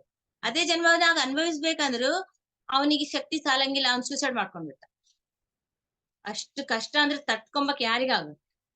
ಸ್ವಲ್ಪ ಆದ್ರೇನೆ ನಮ್ಗೆ ಒಂದೊಂದ್ಸಾರಿ ಯೋಚನೆ ಬರ್ತದ, ಯಪ್ಪ ಎದಕ್ಕಪ್ಪ ಈ ಜೀವನ ಹೋಗ್ಬಿಟ್ರೆ ಆಯ್ತು ಅಂತ ಅನ್ಕೊಳ್ಳಾರ್ದು ಮನುಷ್ಯ ಇರಂಗಿಲ್ಲಂತೆ. ಒಂದ್ ಸಾರಾದ್ರೂ ಜೀವನದಲ್ಲಿ ಸೂಸೈಡ್ ಥಾಟ್ ಬಂದೇ ಬರುತ್ತಂತ. ಆತ್ಮಹತ್ಯೆ ಮಾಡ್ಕೋಬೇಕು ಅನ್ನುವ ಯೋಚನೆ ಪ್ರತಿಯೊಬ್ಬರಿಗೆ ಜೀವನ ಕಾಲದಲ್ಲಿ ಒಂದು ಸಾರಿ ಆದ್ರೂ ಬಂದೇ ಬರುತ್ತಂತೆ. ಇಷ್ಟು ಒಳ್ಳೆ ಜೀವನದಲ್ಲಿ ಇದ್ರು ಕೂಡ ಅಂತ ಯೋಚನೆ ಬಂದ್ರೆ, ಸ್ಟಾರ್ಟಿಂಗ್ ಸ್ಟೇಜ್ ನಲ್ಲಿ ಅಂತ ಕಷ್ಟಗಳು ಒಂದೇ ಸಾರಿ ಹಿಂಗ ತಲೆ ಮೇಲೆ ಬಂದಿದ್ರೆ, ಈಗ ವಾಟರ್ ಗೇಮ್ಸ್ ಹೋಗ್ತಿವಿ, ಅಲ್ಲಿ ವಾಟರ್ ಗೇಮ್ಸ್ ನಲ್ಲಿ ಒಂದ್ ನೀರ್ನಲ್ಲಿ ಹೋದಾಗ ಅದು ಮೇಲೆ ಇರ್ತದ, ಅದು ವಾಟರ್ ತುಂಬಿ ತುಂಬಿ ದಪ್ಪ ಅಂತ ಒಂದೇ ಸಾರಿ ತಲೆ ಮೇಲೆ ಬೀಳ್ತದ ನೋಡ್ರಿ. ಎಲ್ಲರೂ ಹೋಗಿರ್ತೀರಾ? ಅಂತ ವಾಟರ್ ಕೇವಲ ಬಿದ್ದಿದ್ದು ನೀರೇ, ಮತ್ತೆ ಇನ್ನೇನು ಬೀಳಂಗಿಲ್ಲ. ಆ ನೀರೇ ಅಷ್ಟು ಫೋರ್ಸಿಂದ ಬಿದ್ದಾಗ ತಲೆ ಡಮ್ಮಂದ್ ಬಿಡ್ತದೆ. ಹಂಗಿರ್ತಾವ ನಾವ್ ಕರ್ಮಗಳು. ಡಮ್ಮಂದ್ ಬಿದ್ರೆ ಇರ್ತೀವ ನಾವು? ಅಷ್ಟಕ್ಕೊಂದು ಒಂದೇ ಸಾರಿ ಅನ್ಭವಿಸಕ್ ಸಾಧ್ಯನಾ ಸೂಸೈಡ್ ಮಾಡ್ಕೊಂಡು? ಅದಕ್ಕೆ ಇನ್ನೊಂದು ಆಪ್ಷನ್ ಕೊಟ್ಟಿದ್ದಾರೆ ನಮ್ಗೆ, ಮಾನವ ಜಾತಿಗೆ. ಏನು ಅಂತಂದ್ರೆ, ಮಾನವತಾ ಸಿದ್ಧಾಂತ ಪ್ರಕಾರ ಅಲ್ಲಿ ಒಂದು ಮಾನವತಾ ಸಿದ್ಧಾಂತ ಕೆಲಸ ಮಾಡುತ್ತೆ. ಇವಾಗ ಉರ್ಲಿ ಶಿಕ್ಷೆ ಹಾಕ್ತಾರೆ. ಉರ್ಲಿ ಶಿಕ್ಷೆನೆ ಅಂತಾರೆ, ಏನೇನಂತಾರೆ, ಗಲ್ಲಿ ಶಿಕ್ಷೆ ಹಾಕ್ತಾರ. ಅವಾಗ ಕೂಡ ಅವ್ನ್ ತಪ್ಪು ಮಾಡಿರ್ತಾನೆ ಅಂತಲ್ಲ ಹಾಕಿದ್ದು, ಅವಾಗ ಕೂಡ ಲಾಸ್ಟ್ ನಿನ್ ಕೋರಿಕೆ ಏನು ಅಂತ ಕೇಳಿ ತೀರ್ಸಿ ಗಲ್ ಶಿಕ್ಷೆ ಹಾಕ್ತಾರೆ. ಅದೇ ತರ ಪಾಪ ಸೃಷ್ಟಿಕರ್ತೆ ಕೂಡ ನಮ್ಗೆ ಒಂದು ಆಪ್ಷನ್ ಕೊಟ್ಟಿದ್ದಾರೆ, ಮಾನವತಾ ಸಿದ್ಧಾಂತ. ಅಂದ್ರೆ ಈ ಮಾನವತಾ ಅನ್ನೋದು ಕೆಲಸ ಮಾಡದೆ ಮನುಷ್ಯ ಜೀವನ, ಮನುಷ್ಯ ಸಾಮ್ರಾಜ್ಯದಲ್ಲಿ ಯಾವಾಗ ಎಂಟರ್ ಆಗಿದ್ಯೋ ಅವಾಗ ಈ ಮಾನವತಾ ಸಿದ್ಧಾಂತ ಅನ್ನೋದು ಕೆಲಸ ಮಾಡುತ್ತೆ. ನಮ್ಗೆ ಮಾನವರಿಗೊಂದೇ ಕೊಟ್ಟಿದ್ದದ ಆಪ್ಷನ್ ಏನು, ನೀನ್ ಇಷ್ಟು ಒಂದು ಕೆಟ್ಟ ಕೆಲಸ ಮಾಡಿಯಲ್ಲ, ಇಷ್ಟಕ್ಕೊಂದು ಒಂದೇ ಜನ್ಮದಲ್ಲಿ ನಿನ್ಗೆ ಅನುಭವಿಸಕ್ ಸಾಧ್ಯ ಇಲ್ಲ. ಫಸ್ಟ್ ಜನ್ಮದಲ್ಲಿ ನೀನ್ ಇಷ್ಟು ಕೆಲಸ ಮಾಡ್ಬಿಟ್ಟಿಯಾ, ಯಾಕಂದ್ರೆ ನಿಂಗ್ ಬುದ್ಧಿ ಅಷ್ಟು ಇನ್ನ ಬೆಳವಣಿಗೆ ಆಗಿಲ್ಲ, ನೀನ್ ಗಂಜು ಜನ್ಮದಿಂದ ಬಂದಿದ್ಯಾ, ಅದೇ ತರ ಮಾಡ್ತೀಯ ಗ್ಯಾರಂಟಿ, ಅದು ಮಾತ್ರ. ಆದ್ರೆ ಅಷ್ಟು ಅನುಭವಿಸಾಗ ಶಕ್ತಿ ಇಲ್ಲ, ಏನಂದ್ರೆ ಆತ್ಮಹತ್ಯೆ ಮಾಡ್ಕೊಂಡ್ ಬಿಡ್ತೀನಿ ಅಂತೀಯ. ಬೇಡ, ಇವೆಲ್ಲ ಸ್ವಲ್ಪ ತಗೋ, ಇದರಿಂದ ಸ್ವಲ್ಪ ತಗೊಂಡು ಅನುಭವಿಸು. ಇವೆಲ್ಲ ಹೋಗಿ ಒಂದ್ಸಲಿ ಜಮಾ ಆಗ್ತಾ ಇರ್ತಾವ. ಅದನ್ನೇ ನಾವು ಬ್ಯಾಂಕ್ ಓವರ್ ಡ್ರಾಫ್ಟ್ ಅಂತ ಕರಿತೀವಿ. ಬ್ಯಾಂಕ್ ನಲ್ಲಿ ನಾವ್ ಹೆಂಗ ಜಮಾ ಆಗ್ತಾ ಇರುತ್ತೋ ಅದೇ ತರ ನಮ್ಮ ಕರ್ಮಗಳು ಕೆಟ್ಟವಾಗ್ಲಿ ಒಳ್ಳೆವಾಗ್ಲಿ ಎಲ್ಲ ಒಂದು ಜಮಾ ಆಗ್ತಾ ಇರುತ್ತೆ. ಅದೊಂದು ಆಪ್ಷನ್ ಕೊಟ್ಟಿದಾರ ಸೃಷ್ಟಿಕರ್ತ. ಅದರಿಂದ ಈ ಜನ್ಮದಲ್ಲಿ ಸ್ವಲ್ಪ ಕೊಡ್ತಾರೆ ನಿನ್ಗೆ ಎಷ್ಟು ತಾಳ್ಮೆ ಇದೆಯೋ, ನಿನ್ಗೆ ಎಷ್ಟಿದ್ರೆ ಈ ಜೀವನದಲ್ಲಿ, ಅಂದ್ರೆ ತನಕ್ಕೆ ಮಿಂಚಿದ ಭಾರ ಕೊಡೋದಿಲ್ಲ. ಎಷ್ಟು ಕೆಪಾಸಿಟಿ ಇದೆಯೋ, ಎಷ್ಟು ಕಷ್ಟಗಳು ತಟ್ಕೊಂಬಕ್ಕೆ ನಮಗೆ ಸಾಧ್ಯವೋ ಅಷ್ಟು ಮಾತ್ರ ಕೊಡ್ತಾರೆ, ಜಾಸ್ತಿ ಕೊಡೋದಿಲ್ಲ.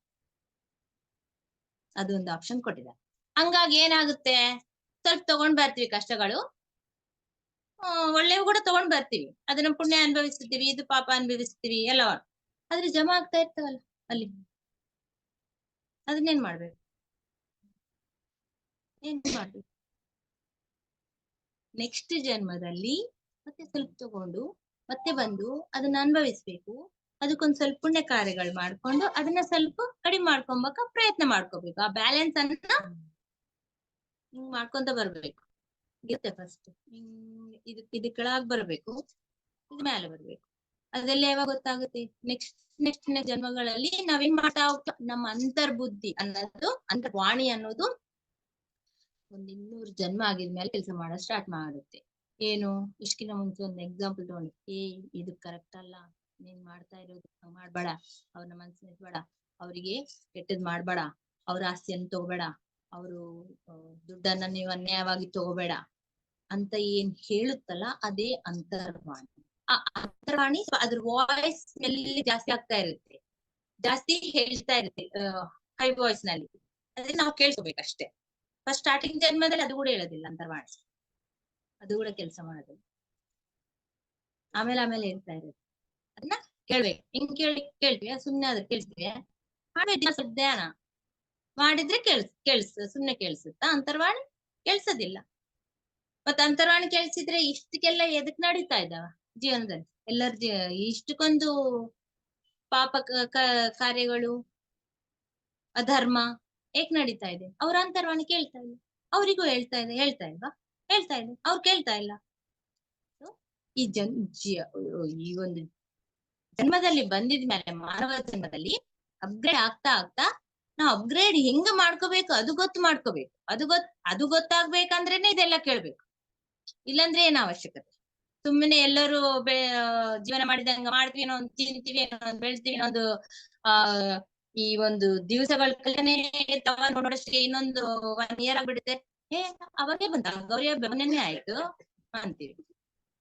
1 ವರ್ಷ ಅವಾಗೇ ಆಯ್ತಾ? ಇದೇನಿದು ದಿನಗಳು ಇಷ್ಟು ಫಾಸ್ಟ್ ಹೋಗತ್ತ? ಮತ್ತೇನ್ ಕಲ್ತಿ 1 ವರ್ಷನಾಗ? ಏನನ್ ಕೇಳಿಯಾ? ಏನ್ ಧ್ಯಾನ ಮಾಡಿಯಾ? ಇಲ್ಲ, ಬರೇ ಬಾಹ್ಯ ಪ್ರಪಂಚ, ಬರೇ ಬಾಹ್ಯ ಪ್ರಪಂಚ. ಅಲ್ಲಿ ಹೋಗಿವೆ, ಇಲ್ಲಿ ಹೋಗಿವೆ, ಹೋಗ್ಬೇಕು. ಅಲ್ಲಿ ಕೂಡ ಕಲಿಬೇಕು. ಬೆಕ್ಕಿನಿಂದ ಕಲಿಬೇಕು ನಾವು, ಪ್ರತಿಯೊಂದ್ರಲಿಂದ ಕಲಿಬೇಕು. ಒಂದು ಇರುವೆಲಿಂದ ಇರುವೆಲಿಂದ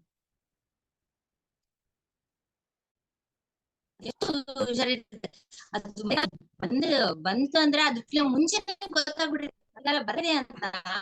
ಎಲ್ಲ ಫುಡ್ ಎಲ್ಲ ಹೋಗಿ ಹೋಗಿ ಎಲ್ಲ ಸಂಗ್ರಹ ಮಾಡಿಟ್ಕೊಂಡು 3 ತಿಂಗಳಿಗೆ ಬರಲಿಲ್ಲ. ಎಷ್ಟು ಬುದ್ಧಿ ಅಲ್ಲಿಂದ ಕಲ್ತು ಬಂದಿವಿ ನೋಡ್ರಿ ನಾವು. ಇದೆಲ್ಲ ನಾವು ಕಲ್ತು ಬಂದಿವಿ, ಇವೆಲ್ಲ ಕಲ್ತು ಬಂದಿದ್ವಿ.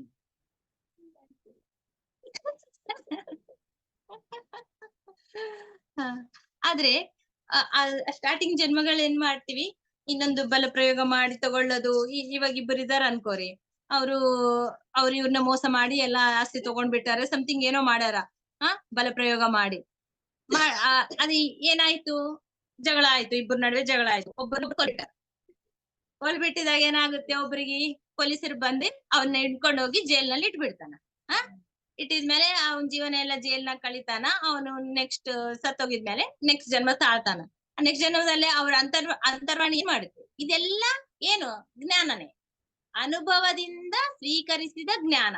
ಜೈಲ್ನಾಗ ಇದ್ದು ಅವನೇನ್ ಅಂತಾನೆ, ಈ ತರ ಮಾಡ್ಬಾರ್ದಿತ್ತು, ಸುಮ್ನೆ ನನ್ ಲೈಫ್ ಚೆನ್ನಾಗಿರ್ತಿತ್ತು, ಹೊರಗಿದ್ರೆ ಇಷ್ಟ ಜೀವನನ ಚೆನ್ನಾಗ್ ಮಾಡ್ಕೊಂತಿದ್ದೆ, ಇದೇನಪ್ಪ ಬಂದು ಜೈಲ್ನಲ್ಲಿ ಬಿದ್ದೆ. ಅದೆಲ್ಲ ಏನು?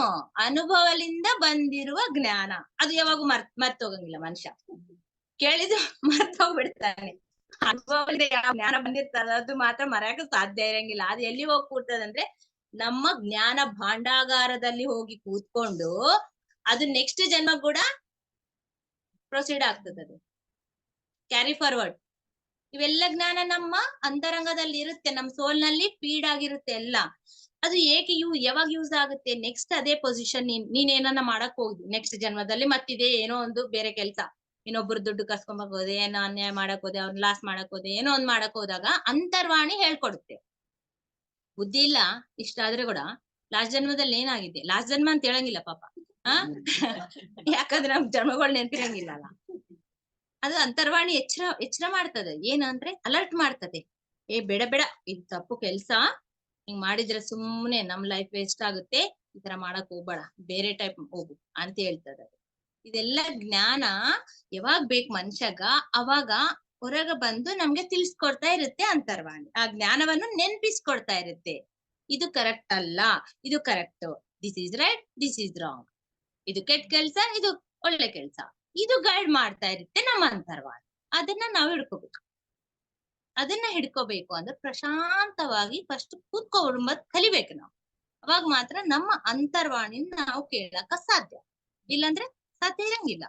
ಕೇವಲ ಧ್ಯಾನ ಅಂತ ಒಂದೇ ಅಲ್ಲ, ಎಷ್ಟೋ ಒಳ್ಳೆ ಕೆಲಸ ಮಾಡೋರು, ಒಳ್ಳೆ ಸ್ಥಿತಿನಲ್ಲಿರುವರು, ಇದು ಭಜನೆ ಮಾಡ್ತಿರ್ತಾರೋ, ದೇವ್ರ ಧ್ಯಾನ ಮಾಡ್ತಿರ್ತಾರೋ ಸ್ವಲ್ಪ ಜನ, ಎಲ್ಲರಿಗೂ ಒಂದು ಪ್ರಶಾಂತತೆ ಅನ್ನೋದು ಯಾರ ಹತ್ರ ಬರ್ತದೋ ಅವ್ರಿಗೆ ಅವ್ರ ಅಂತರ್ವಾಣಿ ಕೇಳಕ ಸಾಧ್ಯ ಆಗ್ಬಿಡುತ್ತೆ.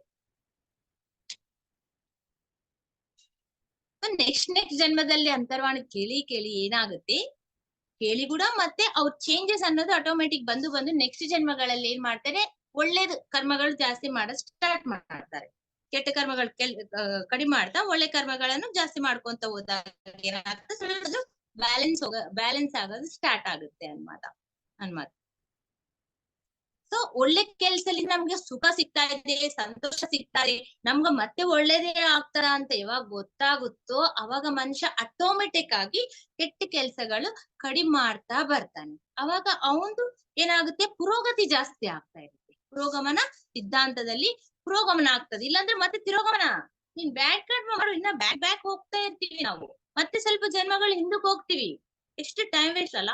ಒಂದು ಆತ್ಮ ಮೂಲದಿಂದ ಬಂದು ಮತ್ತೆ ಮೂಲಕ್ಕೆ ಸೇರ್ಬೇಕಂದ್ರೆ ಎಷ್ಟು ಜನ್ಮಗಳು, ಎಷ್ಟು ಕಾಲ, ಎಷ್ಟು ಯುಗಗಳು ಗೊತ್ತಿಲ್ಲ.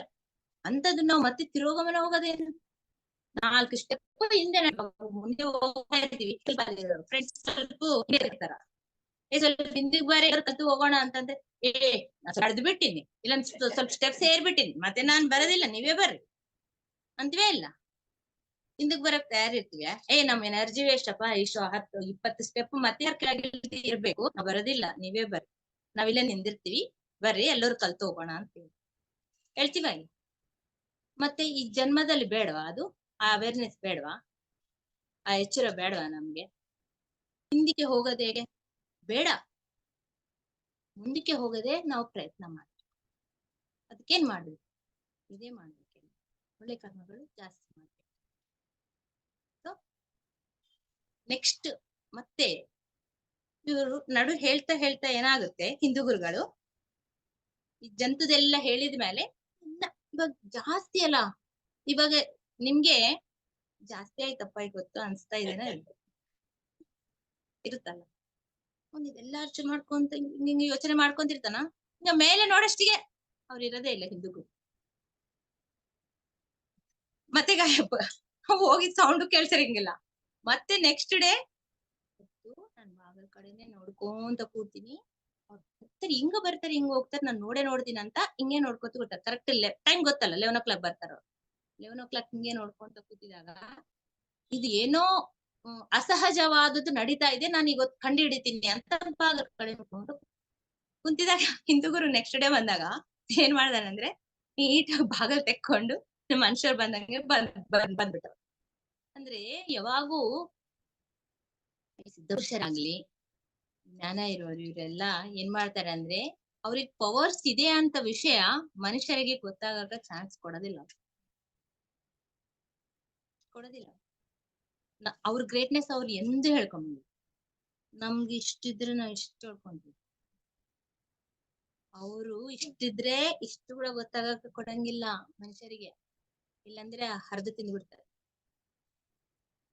ಕೊಡಂಗೇ ಇಲ್ಲ.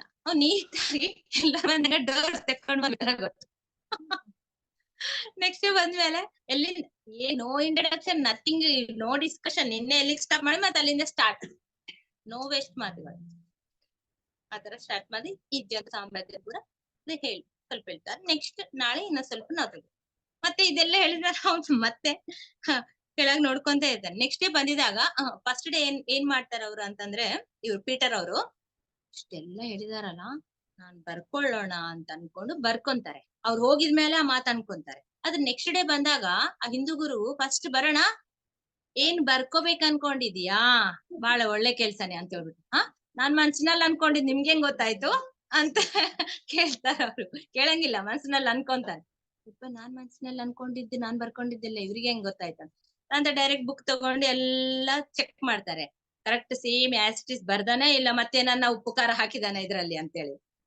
ಸಾಲ್ಟ್ ಪೆಪ್ಪರ್ ನಾವು ಒಂದು ಮಾತು ಕೇಳಿದ್ರೇನೆ ಇನ್ನು ಅದಕ್ಕ ಸಾಲ್ಟ್ ಪೆಪ್ಪರ್ ಮಸಾಲ ಹಾಕಿ ಇನ್ನೊಬ್ರಿಗೆ ಹೇಳ್ಬಿಡ್ತೀವಲ್ಲ, ಅದಕ್ಕಾಗಿ ಅದ್ ಚೆಕ್ ಮಾಡ್ತಾನೆ. ಯಾಕಂದ್ರೆ ಇದು ಎಷ್ಟೋ ಲಕ್ಷಾಂತರ ಕೋಟ್ಯಾಂತರ ಜನಗ ಹೋಗುವ ಜ್ಞಾನ ಇದು. ಆಮೇಲೆ ಇದ್ರಲ್ಲಿ ಸಾಲ್ಟ್ ಪೆಪ್ಪರ್ ಇರಬಾರ್ದು, ಮಸಾಲಾ ಇರಬಾರ್ದು, ಆಸ್ ಇಟ್ ಈಸ್ ಇರಬೇಕು ಅಂತ ಚೆಕ್ ಮಾಡ್ತಾರೆ. ಚೆಕ್ ಮಾಡಿದಾಗ ಆಸ್ ಇಟ್ ಈಸ್ ಇರ್ತದೆ, ಆದ್ರೆ ಸ್ವಲ್ಪ ಸ್ವಲ್ಪ ಮರ್ತೋಗಿ ಬಿಟ್ಟಿರ್ತಾನ ಅಲ್ಲಲ್ಲಿ ಗ್ಯಾಪ್ಸ್, ಅದೆಲ್ಲ ಹಿಂದೂ ಗುರು ಫುಲ್ ಮಾಡಿ ಕೊಡ್ತಾನೆ, ಫಿಲ್ ಮಾಡಿ ಕೊಡ್ತಾರೆ ಅವರಿಗೆ. ನೆಕ್ಸ್ಟ್ ನಾಳೆ ಇನ್ನ ಏನ್ ಹೇಳ್ತಾರೆ ನಮ್ಮ ಬಗ್ಗೆ ಅಂತ ನಾವು ನಾಳೆ ತಿಳ್ಕೊಳ್ಳೋಣ. ಅಲ್ಲಿವರೆಗೂ ಒಂದು ಅದ್ಭುತವಾದ ಜ್ಞಾನವನ್ನು ತಿಳಿಸ್ಕೊಟ್ಟಿರುವ ಗುರುಗಳೆಲ್ಲರಿಗೂ ಮತ್ತು ಪೀಟರ್ ಅವರಿಗೂ ಮತ್ತೆ ಹಿಂದೂ ಗುರುವಿಗೆ ಎಲ್ಲರಿಗೂ ನಾವು ಕೃತಜ್ಞತೆ ತಿಳಿಸೋಣ. ಧನ್ಯವಾದ. ನಾಳೆ ಮತ್ತೆ ಭೇಟಿಯಾಗೋಣ.